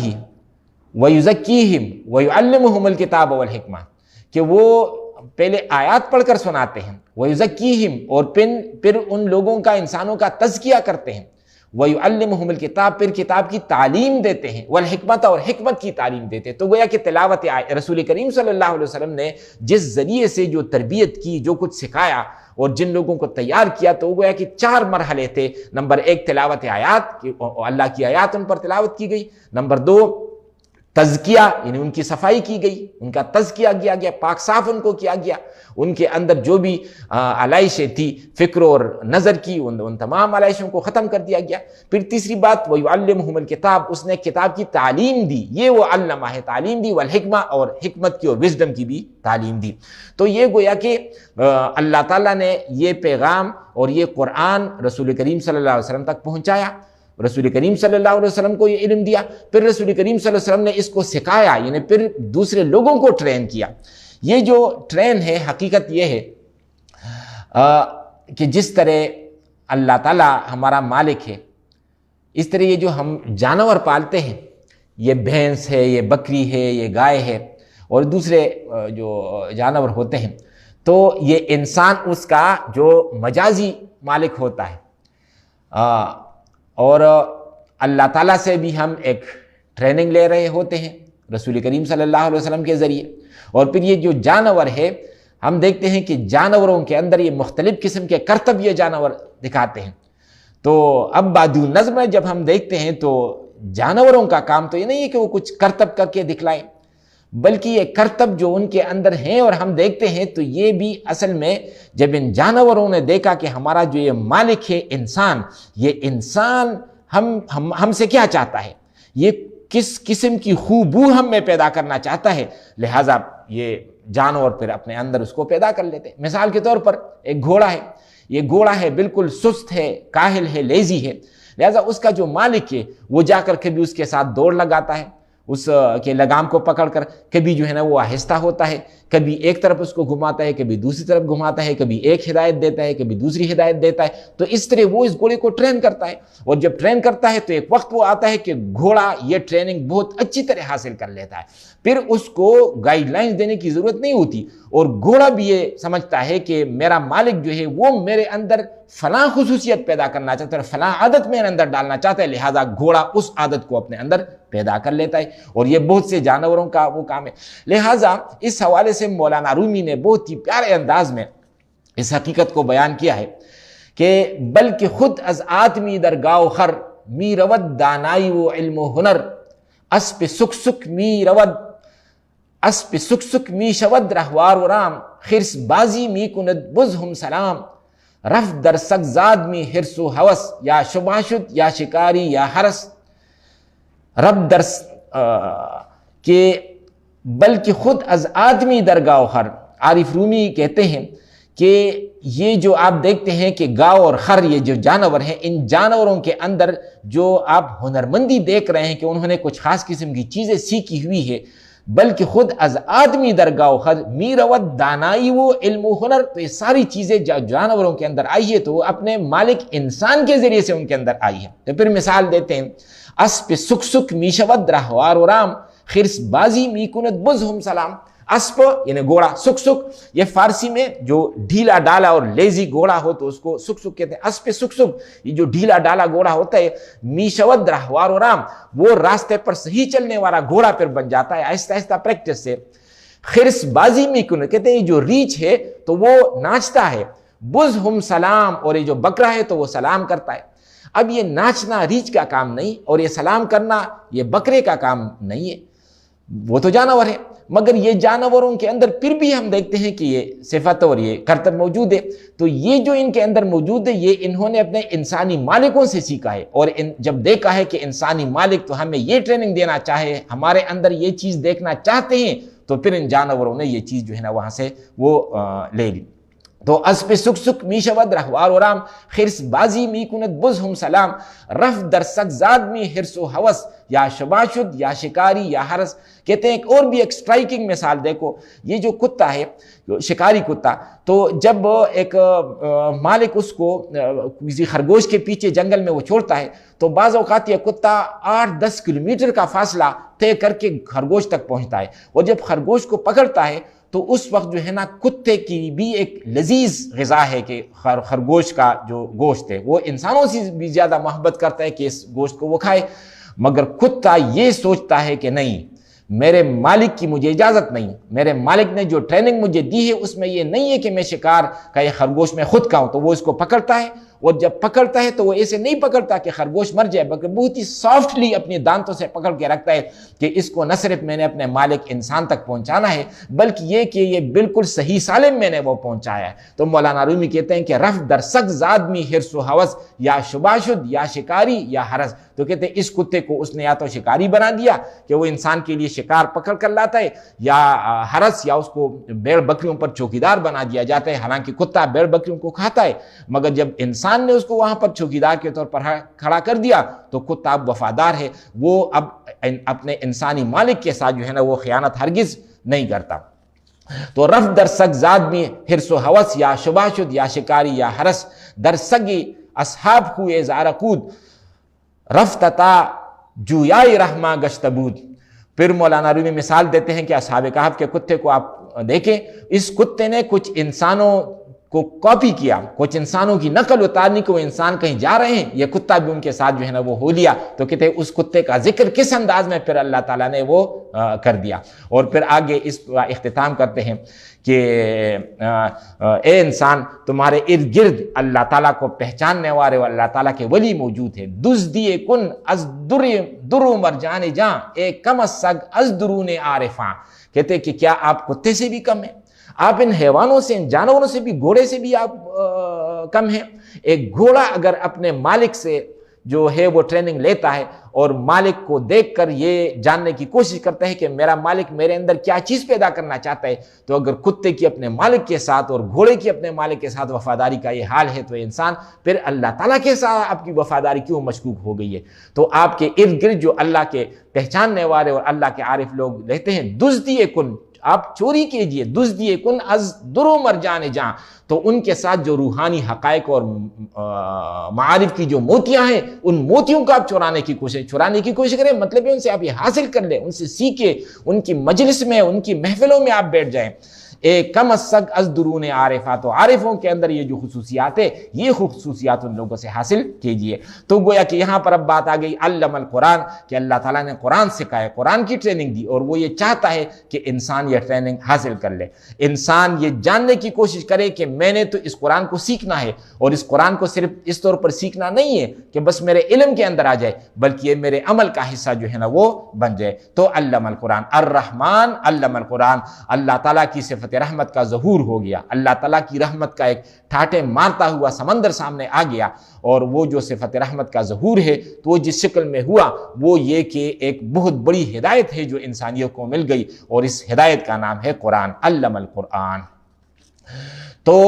گویا کہ اب یہ جو دو آیات ہمارے سامنے آ گئی ہے، ان دو آیات میں دو ٹاپ کی باتیں اللہ تعالیٰ نے فرمائی ہیں۔ پہلی آیت الرحمن، اس میں اللہ تعالیٰ کی صفت رحمت کا ذکر ہے۔ اللہ تعالیٰ کی صفات بہت سی ہیں، مگر ان میں ایک اہم صفت رحمان، تو یہ پہلی آیت میں اس کا بیان ہوا۔ اور جو دوسری آیت ہے اس میں جو صفت پھر ہے علم القرآن، کہ اس میں اللہ تعالیٰ نے قرآن سکھایا۔ تو اللہ تعالیٰ کے علوم تو بے شمار ہے جو اس نے انسان کو سکھائے ہیں، اور بہت سارے علوم ہیں جو انسان کی خدمت میں لگے ہوئے، مگر ان تمام علوم میں جو ٹاپ کا علم ہے وہ ہے علم قرآن۔ تو پہلی آیت میں ایک اہم صفت رحمان، دوسری آیت میں ایک اہم علم قرآن کا ذکر۔ سورۃ الرحمن کی ابتدائی 4 آیات کے حوالے سے ہماری گفتگو جاری ہے۔ ابھی تک ہم نے پہلی آیت کا مطالعہ مکمل کر لیا ہے، اور اس میں یہ بات ہمارے سامنے آئی ہے کہ پہلی آیت میں اللہ تعالیٰ کا صفاتی نام آیا ہے، اور ایک اہم صفت ہمارے سامنے آئی ہے، یعنی صفت رحمت۔ اور صفت رحمت اللہ تعالیٰ کی صفات میں ایک بہت اہم صفت اس لیے ہے کہ رحمت کی وجہ سے اللہ تعالیٰ کا تعلق اپنے بندوں سے قائم ہوتا ہے، یعنی اللہ تعالیٰ جو مہربانی فرماتے ہیں بندوں پر، یا جو شفقت اور عنایت فرماتے ہیں، تو یہ در حقیقت اللہ تعالیٰ کا اپنے بندوں کی ضروریات اور ان کے احتیاجات کو پورا کرنے کے لیے آگے بڑھنا ہے، لہٰذا ایک بہت اہم صفت ہے۔ پھر دوسری آیت کا ہم نے کچھ مطالعہ کر لیا کہ علم القرآن، کہ اللہ نے قرآن سکھایا یعنی قرآن کی تعلیم دی، اور اس حوالے سے اتنی بات تو ہمارے سامنے آ گئی کہ اللہ تعالیٰ انسانوں کو قرآن سکھانا چاہتا ہے اور قرآن کی ٹریننگ دینا چاہتا ہے۔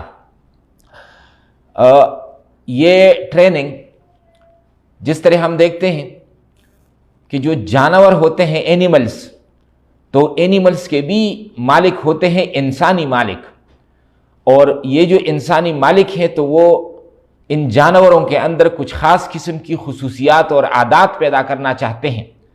بہت سارے ایسے کرتب ہوتے ہیں جو مالک چاہتے ہیں کہ ان جانوروں کے اندر پیدا ہو، اور وہ کرتب پھر یہ جانور سیکھتے ہیں۔ ہماری گفتگو اس حوالے سے ہو گئی کہ کتے بھی کرتب سیکھتے ہیں، ریچھ بھی کرتب سیکھتے ہیں، بکرے بھی کرتب سیکھتے ہیں، اور پھر اسی کے مطابق وہ اپنے مالکوں کی وفاداری کرتے ہیں۔ تو اسی طرح اللہ تعالیٰ کا مطالبہ اب انسانوں سے یہ ہے کہ آپ کا جو مالک اور خالق ہے، وہ مالک اور خالق بھی آپ کو ایک ٹریننگ دینا چاہتا ہے، ایک تعلیم آپ کو دینا چاہتا ہے، کچھ حقائق آپ کو سکھانا چاہتا ہے۔ تو چاہیے کہ ان حقائق کو آپ ان جانوروں سے بڑھ کر پورے دھیان کے ساتھ جو ہے آپ اس کو سن لیں، اور اس کو اپنی زندگی میں اور اپنے عمل کے اندر جذب کر لیں۔ تو علم القرآن میں جو گفتگو ہماری ہو گئی، اس میں یہ تھا کہ قرآن مجید جو کہ ہدایت کی کتاب ہے، اور ظاہر ہے کہ انسان کے لیے سب سے بڑا اور سب سے اہم مسئلہ ہدایت کا ہے۔ یعنی دوسری آیت میں جو اہم بات آئی ہے وہ قرآن کے حوالے سے ہے کہ ویسے تو اللہ تعالیٰ نے انسان کو علوم بہت سے دے رکھے ہیں، مگر ان تمام علوم میں جو سرتاج علم ہے وہ ہے قرآن۔ اور سرتاج علم کیوں ہے؟ اس لیے ہے کہ قرآن مجید کے اندر ہدایت ہے، اور اس ہدایت کی وجہ سے چونکہ انسان کا بیڑا پار ہونے والی جو دولت ہے وہ ہدایت ہے۔ انسان کے پاس اگر سب کچھ ہو، مال و دولت اگر زیادہ ہو، شہرت زیادہ ہو، اولاد زیادہ ہو، اور اس کو دنیا کی ہر ایک چیز ہو، ہر ایک سہولت، ہر ایک عیش اس کو حاصل ہو، لیکن اگر ہدایت انسان کے پاس نہیں ہے تو اس کا مطلب ہے کہ یہ ساری چیزیں زیرو کے ساتھ، صفر کے ساتھ ضرب کھا جائیں گی۔ یہ ساری چیزیں جو ہے وہ پھر کاؤنٹر پروڈکٹیو ہو جائیں گی، وہ انسان کے لیے پھر وبال جان بن جائے گی۔ چنانچہ وہ جو اقبال نے کہا اردو میں کہ یہ جو انسان نے آج ترقی کی ہے سائنس کی بدولت، انسان اپنے تحقیقات کی بنیاد پر کہاں سے کہاں تک پہنچا ہے۔ ایک دنیا کو انسان نے ٹٹولا ہے، اس پوری کائنات کے اندر وہ اپنی جولانیاں دکھا رہے ہیں، اور نئے نئے ایجادات، نئے نئے اکتشافات سامنے آ رہے ہیں۔ لیکن اگر ان تمام ایجادات اور اکتشافات، اس تمام تر علم اور سائنس اور ٹیکنالوجی کے اگر انسان کے پاس ہدایت نہیں ہے تو یہ تمام ایجادات اور یہ سارے اکتشافات اور یہ سارے علوم جو ہے وہ بالآخر انسان کی تباہی پر منتج ہو گئے۔ چنانچہ اس نے کہا کہ نگاہ وہ نہیں جو سرخ و زرد پہچانے، نگاہ وہ ہے کہ محتاج مہر و ماہ نہیں۔ کھلے ہیں سب کے لیے غربیوں کے مے خانے، علوم تازہ کی سرمستیاں گناہ نہیں۔ اسی سرور میں پوشیدہ موت بھی ہے تیرے بدن میں اگر سوز لا الہ نہیں۔ اقبال کہتے ہیں کہ نگاہ وہ نہیں جو سرخ و زرد پہچانے۔ کہتے ہیں ایک تو وہ نظر ہے کہ جب ہم دنیاوی اور مادی چیزوں پر ڈالتے ہیں تو ہم دیکھتے ہیں کہ یہ پنکھا ہے، یہ دیوار ہے، یہ سرخ ہے، یہ سفید ہے، یہ زرد ہے، یہ جانور ہے، یہ کپڑا ہے، یہ انسان ہے۔ یہ ساری چیزیں جو ہے نا، ایک نگاہ تو یہ ظاہری اور مادی نگاہ ہے جو ان ظاہری اشیاء کو دیکھتی ہیں، جبکہ ایک دوسری نگاہ ہے روحانی نگاہ، کہ یہ جو ظواہر ہیں یا جو ظاہری اشیاء ہیں، ان ظاہری اشیاء کے پیچھے ایک دوسری حقیقت، مستور حقیقت ہے، اور وہ حقیقت ہے اللہ۔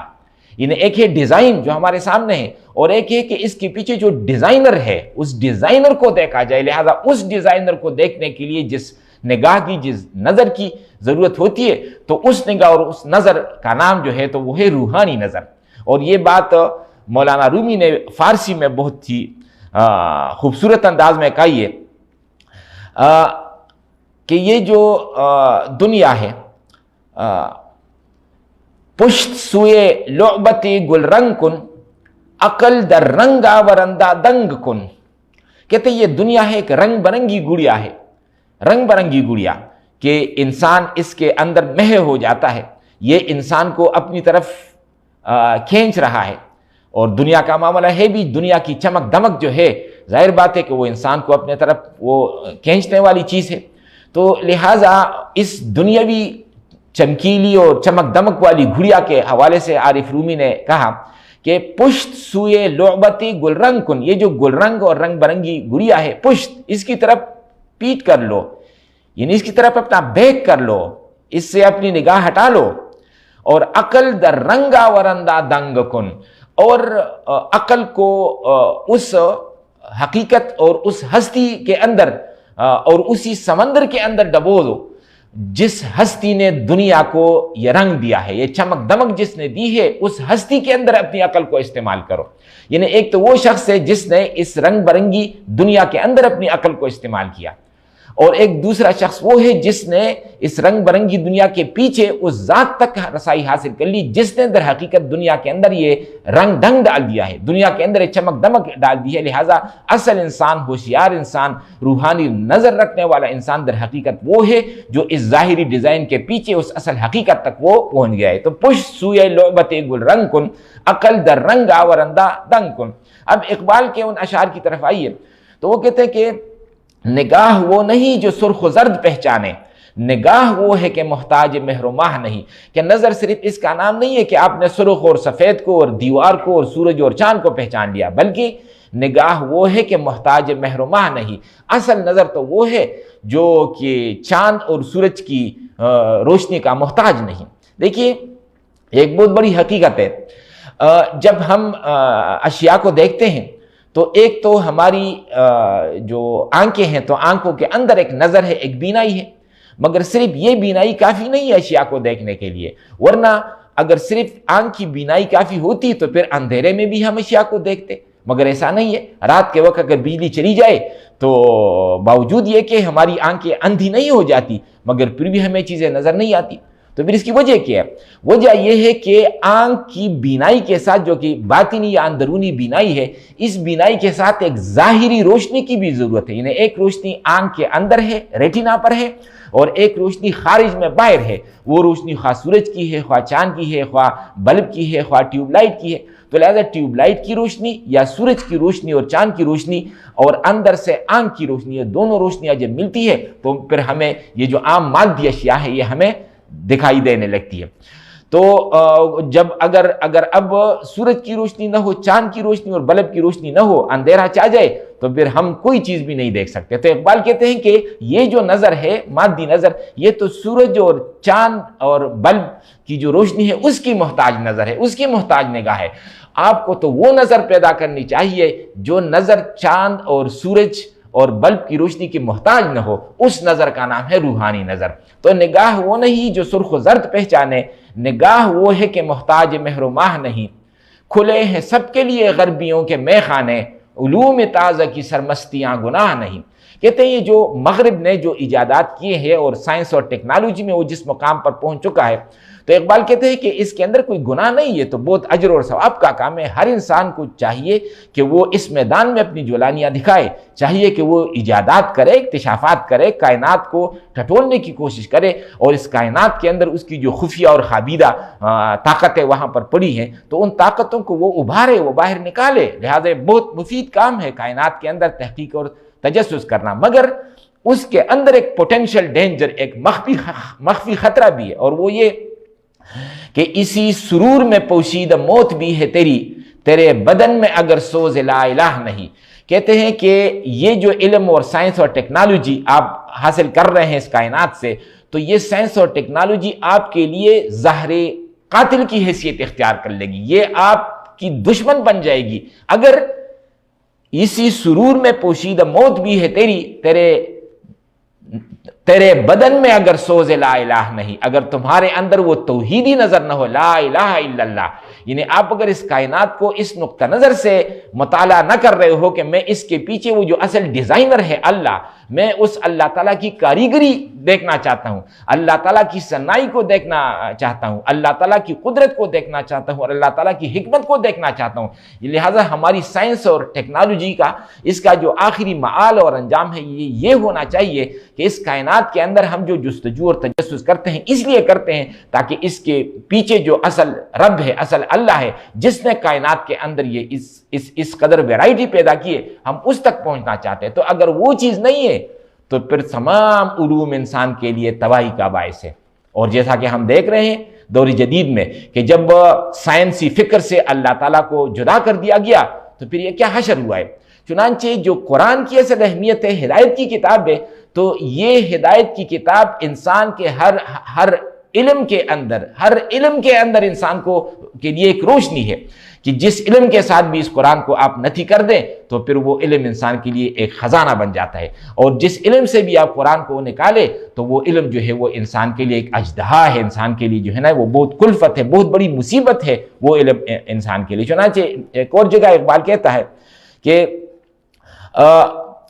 یہ جو سائنس کا معاملہ ہے کہ اس میں اس طور پر لوگ وہ مصروف ہے اور مشغول ہے، تو وہ کہتے ہیں کہ اگر ہم صرف اس ظاہر کو دیکھیں، یعنی کائنات کا ظاہر اگر ہمارے مطالعے کے اندر ہو تو اے ذوق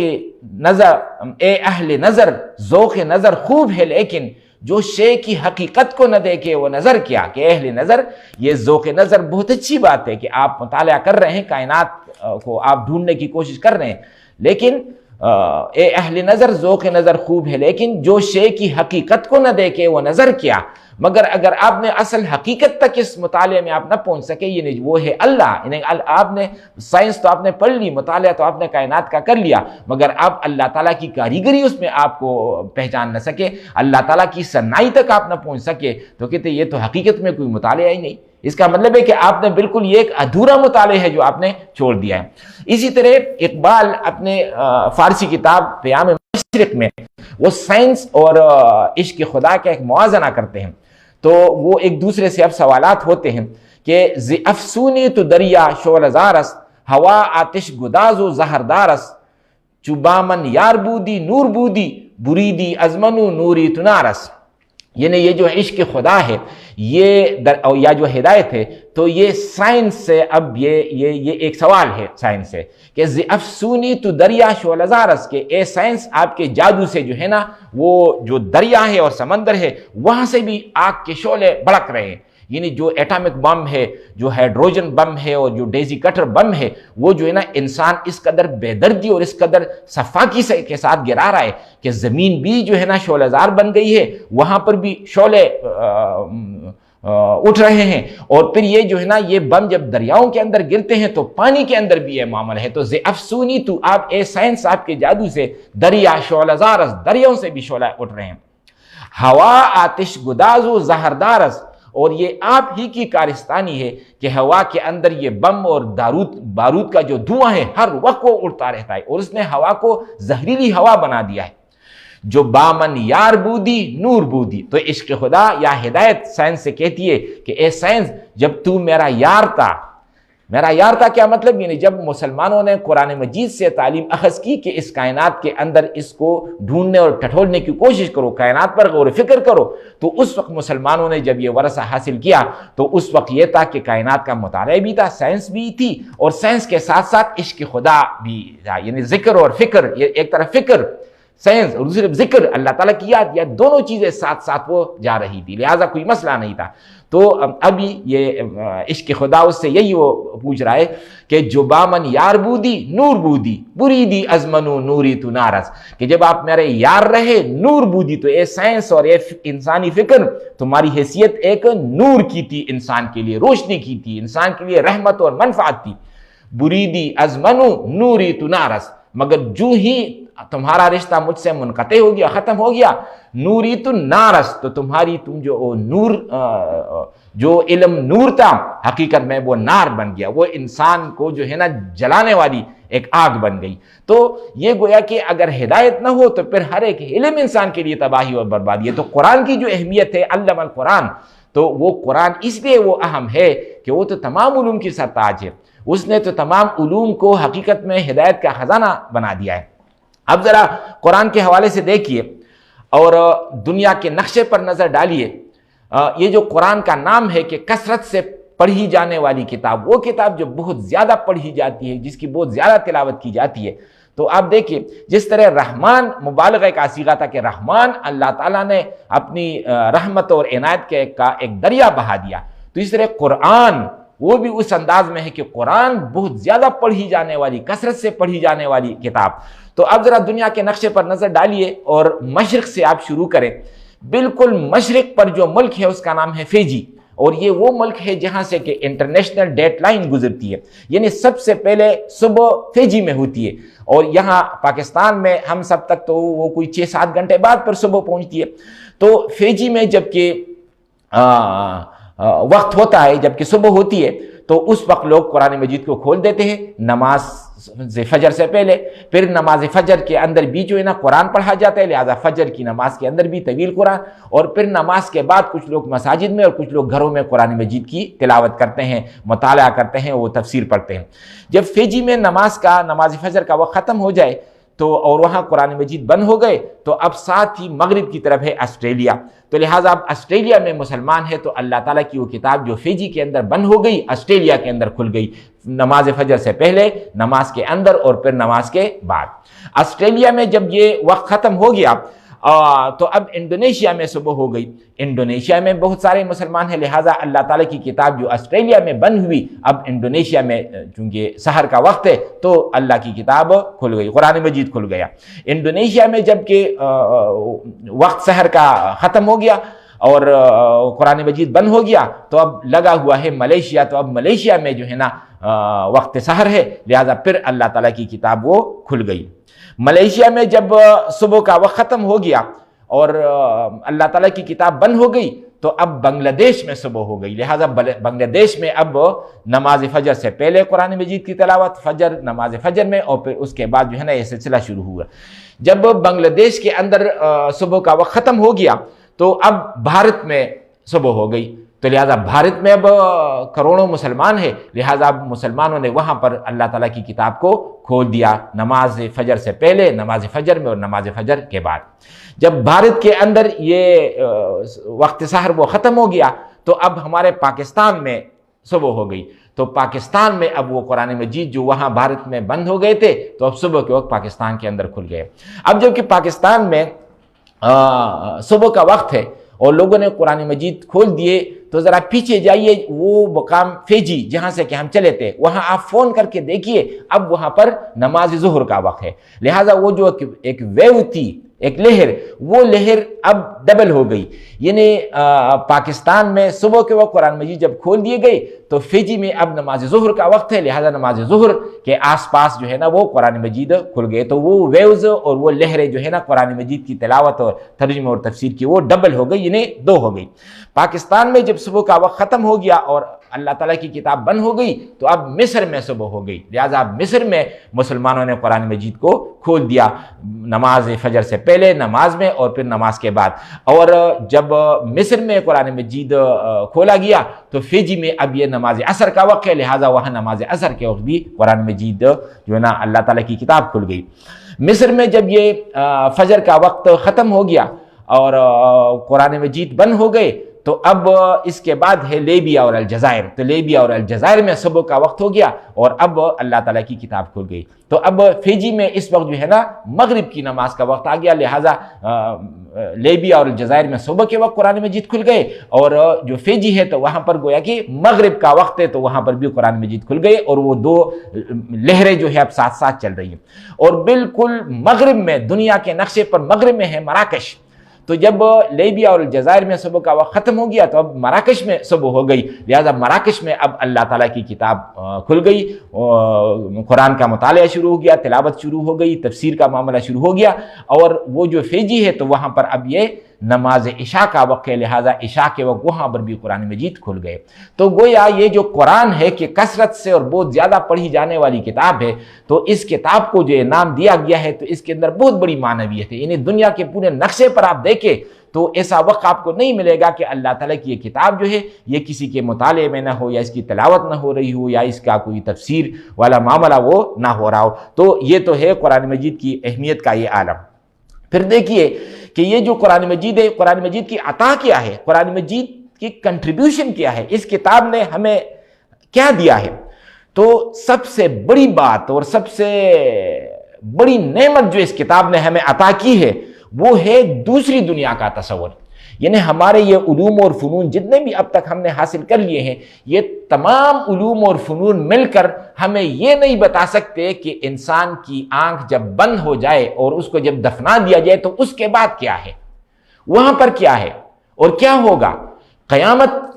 میں کیا ہوگا. یہ سارے جو معاملات ہیں اس کا کوئی ذریعہ علم انسان کے پاس نہیں ہے کہ انسان کو یہ معلوم ہو جائے کہ اس زندگی کے بعد کوئی دوسری زندگی ہے. لہٰذا اب یہ جو نعمت ہے اور یہ جو کمال ہے یہ اصل میں قرآن مجید کا ہے کہ قرآن مجید نے دوسری دنیا کا, آخرت کا تصور دیا کہ زندگی صرف یہ نہیں ہے جو آپ یہاں گزار رہے ہیں, بلکہ یہاں اگر آنکھ بند ہو جائے تو اس کے بعد پھر ایک دوسری اور ابدالآباد کی زندگی شروع ہو جائے گی. چنانچہ یہ اقبال کی تنقید ہے مغربی تہذیب پر. فارسی میں وہ کہتے ہیں کہ در نگاہش آدمی آب و گلست, کاروان زندگی بے منزلست, کہ ان کی نظروں میں, اس تہذیب مغرب کے جو متوالے ہیں ان کی نظر میں آدمی آب و گلست, انسان تو بس یہ مٹی کا اور پانی کا مجموعہ ہے. کاروان زندگی بے منزل است، اور زندگی کا جو یہ قافلہ ہے اس کی کوئی منزل نہیں، اس کی کوئی سمت سفر نہیں ہے، کوئی آخری مقام نہیں جہاں پر پہنچنا ہے، کوئی آخری مقصد نہیں، جبکہ قرآن مجید نے ہمیں بتایا کہ نہیں، یہ بات بالکل غلط ہے کہ انسان کا کوئی مقصد نہیں۔ اس انسان کا ایک مقصد ہے، جب آنکھ بند ہو جائے تو اس کے بعد ایک دوسری دنیا شروع ہوگی، وہاں پر انسان کو عالم الغیب والشہادہ اس عظیم رب کے سامنے پیش ہونا ہے، اور پھر ایک اکاؤنٹیبلٹی ہے، ایک احتساب ہے، وہاں پر پھر دیکھا جائے گا کہ 60-70 سال کی زندگی انسان نے جو گزاری، اس زندگی میں انسان نے کیا کیا۔ اس کو اردو میں اقبال نے کہا کہ موت کو سمجھے ہیں غافل، اختتام زندگی ہے یہ شام زندگی، صبح دوام زندگی، کہ غافل لوگ موت کو اختتام، اینڈ آف لائف سمجھتے ہیں، حالانکہ اینڈ آف لائف نہیں ہے۔ موت کو سمجھے ہیں غافل، اختتام زندگی ہے یہ شام زندگی، صبح دوام زندگی، یعنی یہ زندگی، اس زندگی کی تو شام ہو گئی، صبح دوام زندگی، مگر وہ جو ابد الآباد کی دوسری زندگی ہے، اب اس زندگی کی صبح شروع کی، وہ زندگی جو ہے نا اب وہ شروع ہو گئی۔ تو گویا کہ قرآن مجید نے ہمیں ایک دوسری دنیا کا جو ہے نا وہ تصور دیا۔ اسی طرح اقبال ایک اور جگہ کہتے ہیں کہ خیرت دیکھے اگر دل کی نگاہ سے، جہاں روشن ہے نور لا الہ سے، فقط ایک حلقہ شام و سحر ہے اگر دیکھے فروغ محرومہ سے۔ خیرت یعنی عقل، کہتے ہیں خیرت دے گی اگر دل کی نگاہ سے، جہاں روشن ہے نور لا الہ سے، کہتے ہیں کہ عقل اگر وحی اور ہدایت اور قرآن کی نگاہ کو ملا کر وہ اگر وہ دیکھے جہاں روشن ہے نور لا الہ سے، تو کہتے ہیں لا الہ کا اور توحید کا اور اللہ تعالیٰ کا جو تصور ہے، تو اس کے ساتھ جو ہے نا پوری کائنات روشن ہے، پوری جہاں روشن ہے۔ فقط ایک حلقہ شام و سحر ہے اگر دیکھیں فروغ محرومہ سے، لیکن کہتے ہیں کہ اگر سورج اور چاند کی روشنی میں آپ اس کو دیکھیں تو بس یہی صبح یہی شام، نہ پیچھے کچھ تھا نہ آگے کچھ ہے، صبح ہوتی ہے شام ہوتی ہے، زندگی یوں ہی تمام ہوتی ہے۔ تو گویا کہ اگر اللہ تعالیٰ کو اس کے ساتھ آپ ملائیں، اس سوچ اور اس فکر کے ساتھ، تو اب پھر نظر آئے گا کہ بھئی زندگی صرف یہ ہم جو دنیا میں پیدا ہو گئے، اس سے پہلے بھی ایک زندگی تھی، سال ہر سال کی زندگی، جو کہ ارواح کی زندگی ہے۔ پھر ہمیں 60-70 سال کے ایک وقفے کے لیے دنیا میں بھیجا گیا، یہ جو 60-70 سال کا وقفہ جب یہ زندگی ختم ہو گئی تو یہ اختتام نہیں ہے، پھر ایک اور طویل اور عریض ایک اور مرحلہ شروع ہوگا جو اخروی زندگی، آخرت کی زندگی وہ کہتے ہیں۔ تو کہتے ہیں جب اس کو کے ساتھ آپ ایمان کو اور اللہ کے تصور کو ملائیں، خیرت دیکھیں اگر دل کی نگاہ سے، یعنی وہی کی روشنی اگر اس کے ساتھ ملائیں، جہاں روشن ہے نور لا الہ سے، تو پوری کائنات کی حقیقت انسان پر واضح ہو جاتی ہے، یہ روڈ میپ اس کو نظر آ جاتا ہے کہ میرے پیچھے کیا تھا، اب یہ کیا ہے، اور آگے مجھے کہاں جانا ہے، یہ ساری چیزیں اس کو اس کے سامنے واضح۔ چنانچہ قرآن مجید کی ایک عطا تو یہ ہے کہ اس نے دوسری دنیا کا تصور دیا، آخرت کا تصور ہمیں دیا، مگر صرف اسی پر بس نہیں ہے، یہ جو ہماری دنیا ہے، ظاہر کی دنیا، یہ مادی دنیا، تو قرآن مجید اس دنیا کے اندر بھی ہمیں بہت ہی ایسے معلومات قرآن مجید ہمیں دیتا ہے جس کے سامنے ہماری سائنس بھی حیرت زدہ ہے۔ چنانچہ سائنس کے حوالے سے آپ دیکھیے کہ یہ جو کائنات کی وسعت ہے، کائنات کی جو وسعت ہے، اور جس تک اب سائنس کی کچھ رہنمائی ہو رہی ہے، اس کے بارے میں قرآن مجید میں فرمایا وَالسَّمَاءَ بَنَيْنَاهَا بِأَيْدٍ وَإِنَّا لَمُوسِعُونَ، یہ آسمان جو ہے اس کو ہم نے اپنے ہاتھوں سے بنایا، وَإِنَّا لَمُوسِعُونَ، اور ہم اس کو مسلسل اس میں اس وسعت دیے چلے جا رہے ہیں، وسعت دیے چلے جا رہے ہیں، وسعت دیے چلے جا رہے ہیں۔ یہ کائنات ابھی ناتمام ہے شاید کہ آ رہی ہے دمادم صدائے کن فیکون۔ اسی طرح اس کائنات کی جو وسعت ہے، اس کائنات کی وسعت کے حوالے سے جو ہے قرآن مجید ہمیں جا بجا یہ معلومات بھی وہ دیتے ہیں کہ ان وسعتوں تک بھی کوئی انسان کا پہنچنا ممکن نہیں ہے، یعنی ایسا نہیں ہے کہ انسان اس تمام کائنات کو اس نے ٹٹول لیا، کائنات کی ہر ایک گتھی اس نے گویا کہ سلجھا دیا، اس نے حل کر دی، بلکہ یہ ہے کہ اس کائنات کی گتھیاں جو ہے وہ بھی بالکل بے شمار ہے۔ انسان اگر پوری زندگی تمام انسان اگر لگے رہے تب بھی جو ہے نا وہ اس حقیقت تک نہیں پہنچ سکیں گے۔ چنانچہ وہ جو پاکستانی سائنسدان ہے بشیر الدین محمود صاحب، اور انہوں نے کتاب لکھی ہے the mechanics of the doomsday, اس کتاب میں بھی وہ بتاتے ہیں کہ یہ جو جس قیامت کا ذکر قرآن مجید میں ہے، یہ تو ہماری زمین کی قیامت ہے، یعنی ایسا نہیں ہے کہ صرف ہماری زمین ہے، اس کائنات کے اندر تو معلوم نہیں کہ کس قدر کہکشائیں ہیں، معلوم نہیں ہے کہ کس قدر وسعتیں ہیں، معلوم نہیں ہے کہ کس قدر مزید خطے ہیں، اور ہر ایک خطے کی الگ الگ قیامت ہے، بڑے بڑے ستارے ہیں، ان ستاروں کی الگ الگ قیامت ہے۔ لہٰذا اس کو کوئی ایسا نہ سمجھو کہ بس ایک چھوٹی سی دنیا ہے. لہٰذا اس دنیا کے بارے میں بھی قرآن مجید ہمیں جو ہے نا یہ معلومات مسلسل وہ دے رہا ہے. تو علم القرآن سے اب ہمارے سامنے بات یہ آ گئی کہ قرآن مجید جو ہدایت کی کتاب ہے اور اللہ تعالیٰ چاہتے ہیں کہ یہ انسان یہ ہدایت کی ٹریننگ حاصل کر لے، اور پھر اس قرآن جو کہ کتاب ہدایت ہے تو اس ہدایت کے ذریعے انسان کو اپنے علم کو مالا مال بنا دے. یعنی انسانی علم، جیسا کہ اس پر گفتگو ہو گئی، انسانی علم تبھی مالا مال ہوگا جب اس کے ساتھ جو ہے نا وہ ہدایت ملی ہوئی ہو. ہدایت اگر اس کے ساتھ جو ہے نا وہ ملی ہوئی وہ نہ ہو تو پھر انسان کے لیے بہت بڑی تباہی کا باعث ہے. چنانچہ مولانا رومی کے الفاظ ہیں کہ علم ہائے اہل تن احمال شاں اور علم ہائے اہل دل حمال شاں. کہتے ہیں علم دو قسم کے ہیں، ایک ہے اہل دل کا علم جس سے کہ آپ کے دل کو توانائی ملتی ہے، تو اور وہ ظاہر بات ہے وہ قرآنی علم ہے، علم ہدایت ہے. تو علم ہائے اہل تن احمال شاہ، کہتے وہ لوگ جو تن کے لیے، جسم اور بدن کی آرائش اور زیبائش کے لیے، دنیاوی عیش و عشرت کے لیے اور دنیاوی سہولتوں کے لیے جو علم حاصل کرتے ہیں، احمال شاہ، یہ علم چلیے ان کے لیے بوجھ بنے گا. یعنی قیامت کے دن جب یہ لوگ اللہ تعالیٰ کے حضور پیش ہوں گے، چونکہ علم ہدایت کی کوئی اہمیت تو ان کی نگاہ میں رہی نہیں تھی، صرف یہ دنیاوی علم، لہذا یہ دنیاوی علم جو ہے وہ ایک بوجھ بن کر ان کے کاندھوں پر، ان کے شولڈرز پر پڑا رہے گا، اور انسان اس کے نیچے جو ہے وہ چیخیں مارے گا. یہ علم تو یہ تو گویا کہ پھر ایک علم نہیں، ایک اژدہا ہے جس کی گرفت انسان کے اوپر ہو جائے گی. تو علم ہائے اہل تن، جو اہل تن ہے، جو جسم اور بدن اور صرف ظاہر اور مادیات کے لیے جو علم حاصل کرتے ہیں، احمال شاہ، تو یہ علم ان کے لیے قیامت کے دن بوجھ بن جائے گا. اور علم ہائے اہل دل حمال شاہ، اور جو اہل دل ہے وہ لوگ جو دل کی طاقت کے لیے اور روحانی غذا حاصل کرنے کے لیے اور اللہ تعالیٰ سے اپنا تعلق جوڑنے کے لیے جو علم ہدایت کا جو علم وہ حاصل کرتے ہیں، حمال شاہ، تو کہتے ہیں وہ علم جو ہے وہ ایسے لوگوں کے لیے سواری بن جائے گا. یعنی وہ لوگ جب وہاں ہوں گے یہی علم آئے گا اور ان لوگوں کو اپنے اوپر جو ہے نا سوار کر کے وہ جنت تک لے جائے گا. تو لہٰذا ہدایت کی اس قدر اہمیت ہے. تو الرحمن علم القرآن، ایک آیت میں ہمارے سامنے اللہ کی ایک اہم صفت رحمت کا ذکر آ گیا، دوسری آیت میں ہمارے سامنے اللہ تعالیٰ کے دیے گئی علوم میں سے ایک اہم علم یعنی علم قرآن یا علم ہدایت اس کا تذکرہ آ گیا ہے. اب تیسری آیت پر آئیے، خلق الانسان،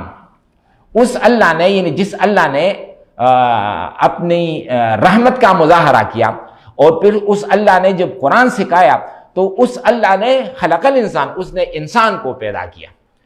انسان کو پیدا کیا. یعنی یہ جو قرآن ہے اور یہ جو ہدایت ہے تو اس ہدایت کو ہضم اور جذب کرنے کے لیے اللہ تعالیٰ نے ایک ہستی پیدا کی اور اس ہستی کا نام انسان ہے. یعنی یہ جو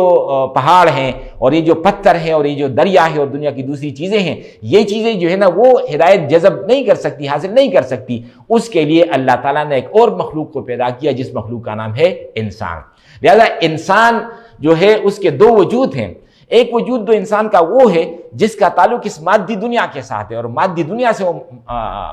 معاملات کر رہا ہے اور معلومات حاصل کر رہا ہے، اور ایک انسان کا ایک روحانی وجود ہے یعنی روحانی انسان ہے.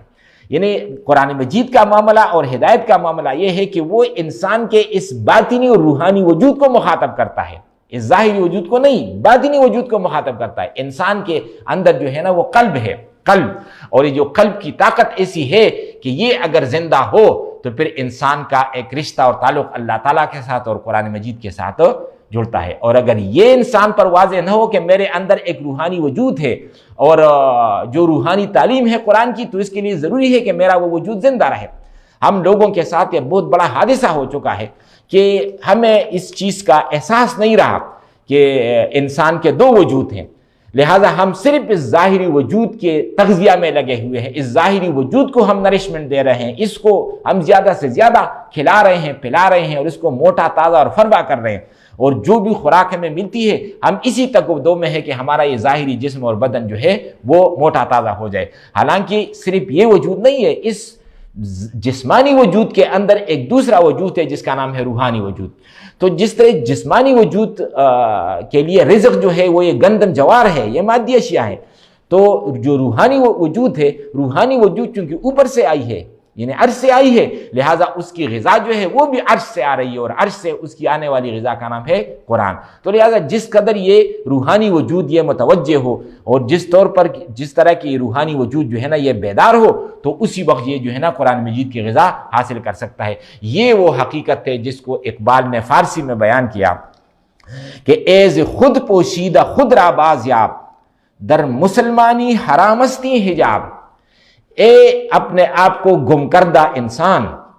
ایز خود پوشیدہ، اے اپنے آپ سے چھپے ہوئے انسان، خود را بازیاب، اپنے آپ کو ڈھونڈو، اپنے آپ کو تلاش کرو۔ کیا مطلب؟ تم صرف اس ظاہری جسم اور بدن کو پا چکے ہو، تمہیں یہ احساس نہیں رہا کہ اس ظاہری جسم اور بدن کے اندر ایک روحانی وجود تھا، ایک روحانی انسان تھا۔ وہ روحانی انسان آپ سے گم ہو چکا ہے، وہ ایک گمشدہ متاع ہے آپ کے لیے۔ تو ایز خود پوشیدہ خود را بازیاب، در مسلمانی حرامستی حجاب، تم مسلمان ہو اور آپ کے اصل روحانی وجود پر پردہ پڑا ہوا ہے، پردہ پڑا ہوا ہے، یعنی آپ کو نظر نہیں آتا۔ اپنے اس روحانی وجود کو سامنے لاؤ۔ اور اردو میں کہتے ہیں کہ ہر گہر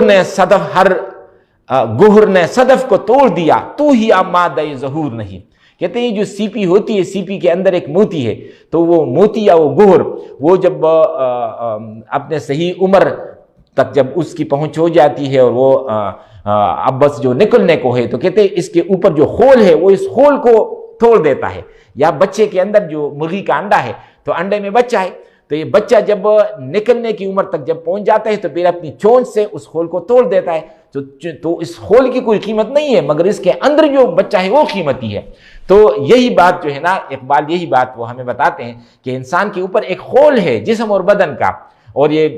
گوشت کا اور ہڈیوں کا، اور ایک ہے انسان کے اندر وہ اصل قیمتی چیز جس کا نام ہے روح ربانی۔ لہٰذا اس روح ربانی کو چاہیے کہ اس خول کو توڑ دے تو پھر جب یہ نمودار ہو جائے تو پھر یہ ہے کہ اس کا ایک رشتہ جو ہے اور ایک تعلق جو ہے نا وہ اللہ تعالیٰ کے ساتھ جڑے گا۔ تو کہتے ہیں اے انسان، تمہارے اس اصل وجود پر پردہ پڑا ہوا ہے، تم مسلمان ہو اور اس وجود سے تم غافل ہو۔ ایز خود پوشیدہ خود را بازیاب، در مسلمانی حرامستی حجاب، رمز دین مصطفیٰ دانی کے چیست، فاش دیدن خیش را شاہن شہیز۔ میں آپ کو بتاؤں کہ جو محمد مصطفیٰ صلی اللہ علیہ وسلم جو دین لائے ہیں، اس کا اصل رمز اور راز کیا ہے؟ وہ ہے فاش دیدن خیش را شاہن شہیز، کہ اگر آپ نے اپنے آپ کو بالکل بے پردہ دیکھا، فاش دیدن خیش را، اپنے آپ کو کھلا وہ دیکھا، اوپنلی آپ نے دیکھا، شاہن شہیز، تو پھر آپ شہنشاہ بن گئے، آپ تو روحانیت کے شہنشاہ بن گئے۔ چیست دین دریافتن اسرار خیش، زندگی مرگست بے دیدار خیش۔ پھر دین کس چیز کا نام ہے؟ کہتے ایک جملے میں سن لو، چیست دین دریافتن اسرار خیش۔ یہ آپ کے اندر جو راز ہے، یہ جو روحانی راز ہیں، ان کو دریافت کرنے کا نام ہے دین۔ اور زندگی مرگست بے دیدار خیش، اور اگر انسان کو زندگی ملی اور اس نے خوب کھایا پیا اور خوب عیش کیا، مگر یہ روحانی وجود تک اس کی نگاہ نہ پہنچی، تو اقبال کہتے ہیں کہ یہ انسان حقیقت میں اس کو زندگی ملی ہی نہیں، یہ تو مردہ ہی مردہ رہا۔ چیست دین دریافتن اسرار خیش، زندگی مرگست، یہ زندگی نہیں ہے، مرگ ہے، موت ہے، بے دیدار خیش، جس نے اپنے آپ کا دیدار نہیں کیا، اپنے روحانی وجود کو نہیں دیکھا، تو وہ انسان حقیقت میں جو ہے نا وہ مردہ انسان ہے، وہ زندہ انسان نہیں ہے۔ تو اب یہ جو دل ہے اور یہ جو قلب ہے انسان کے اندر، یہ ہے جو کہ قرآن مجید کو ریسیو کر رہا ہے، وحی کی تعلیم کو ریسیو کر رہا ہے۔ تو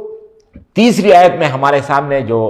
پتے کی بات آ گئی وہ یہ کہ ویسے تو اللہ تعالیٰ نے بہت سی مخلوقات پیدا کی ہیں، بہت سی مخلوقات، بے شمار نوع کی مخلوقات ہیں، مگر ان تمام مخلوقات کے اندر جو ٹاپ کی مخلوق ہے وہ ہے انسان۔ تو خلق الانسان، اس نے یعنی اللہ تعالیٰ نے انسان کو پیدا کیا۔ الرحمن علم القرآن خلق الانسان، جو ہدایت اللہ تعالیٰ نے انسان کے لیے پیدا کی ہے، تو اس ہدایت کو، اس کا تحمل کرنے والا جو ہے نا حقیقت میں یہ انسان ہی تھا، تو لہٰذا اللہ تعالیٰ نے اس غرض کے لیے انسان کو پیدا کیا۔ اب آ جائیے چوتھی اور آخری آیت پہ، علمہ البیان، اور اس اللہ نے انسان کو قوت بیان دیا۔ قوت بیان، پاور آف سپیچ، انسان بولتا ہے، بات چیت کرتا ہے، اور ہم دیکھتے ہیں کہ ان حیوانات کے اندر یہ بات چیت کا کرنے کا سلیقہ نہیں ہے، صلاحیت حیوانوں کے اندر نہیں ہے۔ اور انسان کی یہ جو صلاحیت ہے تو اس کی بنیاد پر اس کی پوری زندگی کی سرگرمی قائم ہے. یہ جو تہذیب اور تمدن کی جو غلغلے ہیں اس کی وجہ یہ ہے کہ انسان وہ ناطق ہے، وہ بولنے والا ہے. ہماری جب کسی سے ملاقات ہوتی ہے، کوئی مہمان آتا ہے یا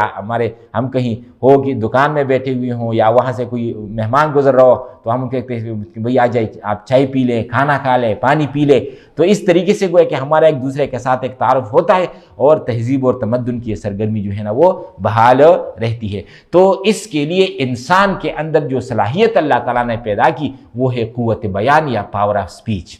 یہ پاور آف سپیچ جو ہے یہ انسان کے اندر ایک بہت اہم صلاحیت ہے، بہت اہم صلاحیت. اور یہ جو ہمارا برین ہے، دماغ ہے، تو دماغ کے اندر ہماری بہت سی ایکٹیویٹیز کے لیے مختلف قسم کے ایریاز ہیں، کچھ علاقے ہیں اس کے لیے. تو اس میں سے جو بڑا علاقہ ہے وہ سپیچ کے لیے حقیقت میں مختص ہے. اور یہ حقیقت بتا رہی ہے کہ یہ جو پاور آف سپیچ ہے یہ اس قدر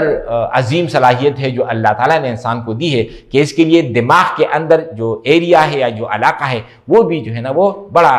رکھا ہوا ہے. تو علمہ البیان، اور اس انسان کو جو ہے نا اللہ تعالیٰ نے قوت بیان دیا. صلاحیتیں تو انسان کے اندر اور بھی ہیں، مگر ان صلاحیتوں کے اندر جو اہم صلاحیت ہے تو وہ صلاحیت در حقیقت یہ ہے قوت بیان. کیونکہ اسی قوت بیان کے ذریعے سے اس ہدایت کو بیان کرنا تھا، اسی قوت بیان کے ذریعے ہی اس قرآن مجید کو آگے پروموٹ کرنا تھا. لہٰذا دنیا کے اندر کس قدر جو ہے باطل کے لیے جو دعوت لوگ دے رہے ہیں، باطل کے لیے دعوت دے رہے ہیں، آپ باطل کو پھیلا رہے ہیں، باطل کو پروموٹ کر رہے ہیں، اور اس کے لیے استعمال کیا کر رہے ہیں؟ یہی پاور آف سپیچ. انسان اپنے دماغ سے کام لیتا ہے، اپنے ذہن سے کام لیتا ہے، اپنی عقل سے کام لیتا ہے، اپنی زبان کو استعمال کرتا ہے تو وہ باطل کا پرچارک بن جاتا ہے اور باطل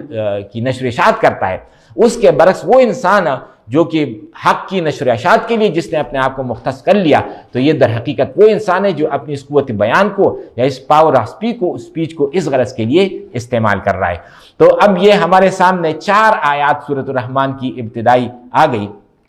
اور ہر ایک آیت کے اندر ایک ٹاپ کی بات اللہ تعالیٰ نے فرما دی ہے. پہلی آیت الرحمن، اس میں اللہ تعالیٰ کی ایک اہم صفت رحمت کا ذکر ہے. اللہ تعالیٰ کی صفات بہت سی ہیں مگر اس میں ایک اہم صفت جو ہے صفت رحمت ہے، جس کے لیے اللہ تعالیٰ کا رشتہ اپنے بندوں کے ساتھ قائم ہوتا ہے اور جس کے ذریعے اللہ تعالیٰ اپنے بندوں کو نوازتا رہتا ہے. دوسری آیت علم القرآن، اس نے قرآن سکھایا، قرآن کا علم دیا. تو اللہ تعالیٰ نے جو علوم انسان کو دیے ہیں وہ علوم بے شمار ہے اور سب انسان کی خدمت میں لگے ہوئے ہیں، مگر ان علوم میں جو سرتاج علم ہے، تمام علوم کے اوپر جو علم ہے، اہم ترین علم ہے، وہ ہے علم قرآن یا علم ہدایت. تیسری آیت میں ہمارے سامنے جو تیسری ٹاپ کی بات آ گئی وہ ہے خلق الانسان، اس نے انسان کو پیدا کیا، انسان کو تخلیق کیا. لہٰذا ہم کہہ سکتے ہیں کہ اللہ تعالیٰ کے تخلیق کردہ جو مخلوقات ہیں وہ مخلوقات تو بہت سی ہیں، بے شمار ہے، مگر ان مخلوقات کے اندر سب سے ٹاپ کی جو مخلوق ہے وہ ہے انسان. اور آخری آیت میں جو ٹاپ کی بات اور اہم بات آ گئی وہ ہے بیان، علمہ البیان. اس انسان کو اللہ تعالیٰ نے قوت بیان دیا، پاور آف سپیچ دیا، اور بات کرنے کی صلاحیت اس انسان کو وہ دے دی. اب ان 4 آیات کا آپ اگر خلاصہ بنا لیں تو وہ خلاصہ یہ ہوگا کہ وہ اللہ تعالیٰ جس نے اپنی صفت رحمت کے طفیل ایک بہت بڑا خزانہ ہدایت کا جو ہے نا وہ بھیج دیا، بہت بڑا خزانہ بھیج دیا. اور یہ جو خزانہ ہے ہدایت کا، تو اس خزانے کو ریسیو کرنے کے لیے اور اس کا تحمل کرنے کے لیے اللہ تعالیٰ نے ان تمام مخلوقات کے اندر ایک خاص مخلوق کو پیدا کیا جس کا نام انسان ہے، اور انسان کے اندر پھر ایک روحانی مرکز کو بنایا جس کا نام ہے قلب یا دل. اس روحانی مرکز یا قلب وہ انسان کے اندر وہ ڈال دیا تاکہ یہ جو ہدایت کا خزانہ ہے وہ ہدایت کا خزانہ وہ اسی فیکلٹی کے ذریعے، اسی روحانی صلاحیت کے ذریعے انسان اس کو حاصل کر لے. تو یہ ہے تیسری آیت میں خلق الانسان کے تمام مخلوقات میں جو اعلیٰ تر مخلوق ہے تو وہ ہے انسان، اور علمہ البیان، اور اس نے پھر قوت بیان سکھایا. تو اب ایک انسان جس پر اللہ تعالیٰ نے اپنی رحمتیں نچھاور کر دیں اور اس کو ہدایت کی دولت دی اس انسان کو، اور پھر اس کے لیے اس کو قوت بیان دیا، تو بہت بڑی بدبختی ہوگی، بہت بڑی بدنصیبی ہوگی، بڑی تیر بختی ہوگی، بہت بڑی نالائقی ہو گئی اور لائقی ہوگی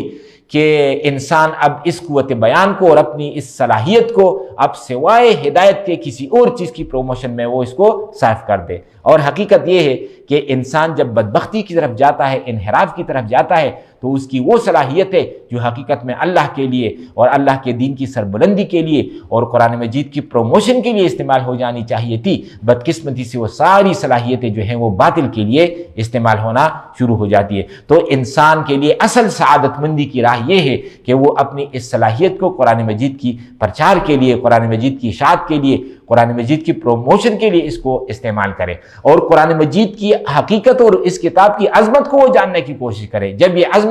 انسان نے اس کو جب عظمت کو جان لیا ہے تو پھر اب وہ قرآن مجید کی خدمت کے لیے کمر بستہ ہو جائے۔ تو ہمارے سامنے اب جو ایک سوال آ رہا ہے، اور وہ سوال یہ ہے کہ جب اللہ تعالیٰ نے اپنی صفت رحمت کا اظہار کر دیا اور انسان کو اتنی بڑی دولت دے دی، اتنا بڑا خزانہ ہدایت کا دے دیا قرآن مجید کی شکل میں، اور پھر اس کو قوت بیان بھی دے دی، تو اب انسان کو کرنا کیا چاہیے؟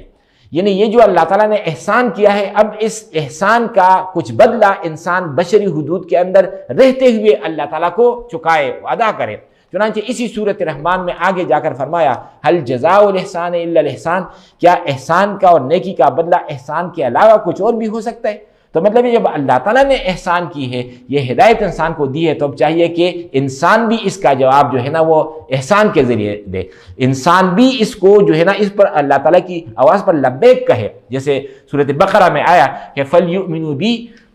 کہ انسان کو جو ہے وَإِذَا سَأَلَكَ عِبَادِي أَنِّي فَإِنِّي قَرِيبٌ أُجِيبُ دَعْوَةَ الدَّاعِ إِذَا دَعَانِ فَلْيَسْتَجِيبُوا لِي وَلْيُؤْمِنُوا بِي لَعَلَّهُمْ يَرْشُدُونَ، کہ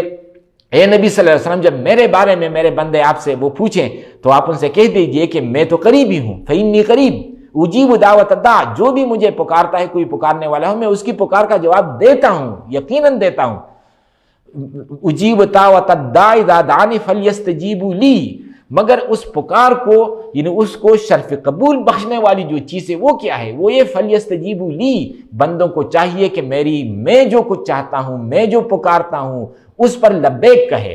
اس مطالبے کو وہ مان کر دے، فَلْيَسْتَجِيبُوا لِي وَلْيُؤْمِنُوا بِي، اور مجھ پر پختہ ایمان رکھے، مجھ پر پختہ ایمان رکھے اور میرے اس مطالبے کو مان لے، تو پھر یہ بندوں کے لیے جو ہے نا وہ میں سب کچھ جو ہے نا وہ دینے کے لیے تیار ہوں۔ تو اب انسان جو ہے وہ اپنی اس صلاحیت کو لے کے، قوت بیان کو لے کے، اب اللہ تعالیٰ کی کتاب کو جو ہے نا وہ آگے کی طرف اس کو پروموٹ کرے۔ اس حوالے سے ایک انسان کو، ایک سنجیدہ اور متین انسان کو کیا کرنا چاہیے تاکہ وہ اللہ تعالیٰ نے جو احسان کیا ہے اس احسان کا کچھ نہ کچھ بدلہ وہ بشری حدود کے اندر رہ کر وہ چکائے۔ تو اب ہر انسان کے ذمہ 5 باتیں ہیں، اور ان 5 باتوں سے مراد ہے ہر مسلمان پر قرآن مجید کے 5 حقوق۔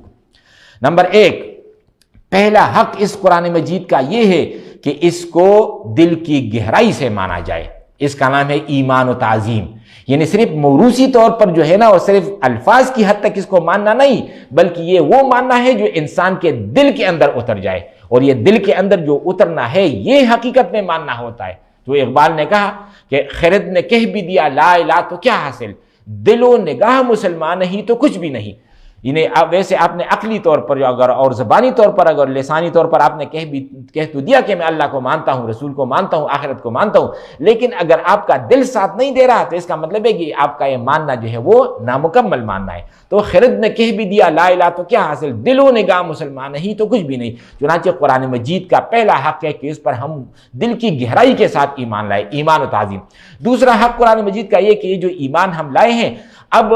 یہ ایمان کو ہے کہ ہم نے ایک بیج بو دیا ہے، لہٰذا بیج جب ہم بوتے ہیں تو پھر اس کے لیے پانی دینے کی ضرورت ہوتی ہے کہ مسلسل ہم پانی دیں، لہٰذا اس بیج کو پانی دینے کے لیے جو ہے نا ہمارے پاس جو کچھ ہے وہ ہے تلاوت قرآن۔ یعنی جتنا ہم تلاوت قرآن کریں گے، قرآن مجید کو ہم پڑھتے رہیں گے، تو اس قدر جو ہے نا وہ جو بیج ہم نے ایمان کا بویا ہے وہ پودے کی شکل میں نمودار ہوگا۔ تو تلاوت و ترتیل یہ قرآن مجید کا دوسرا حق ہے ہر مسلمان پر۔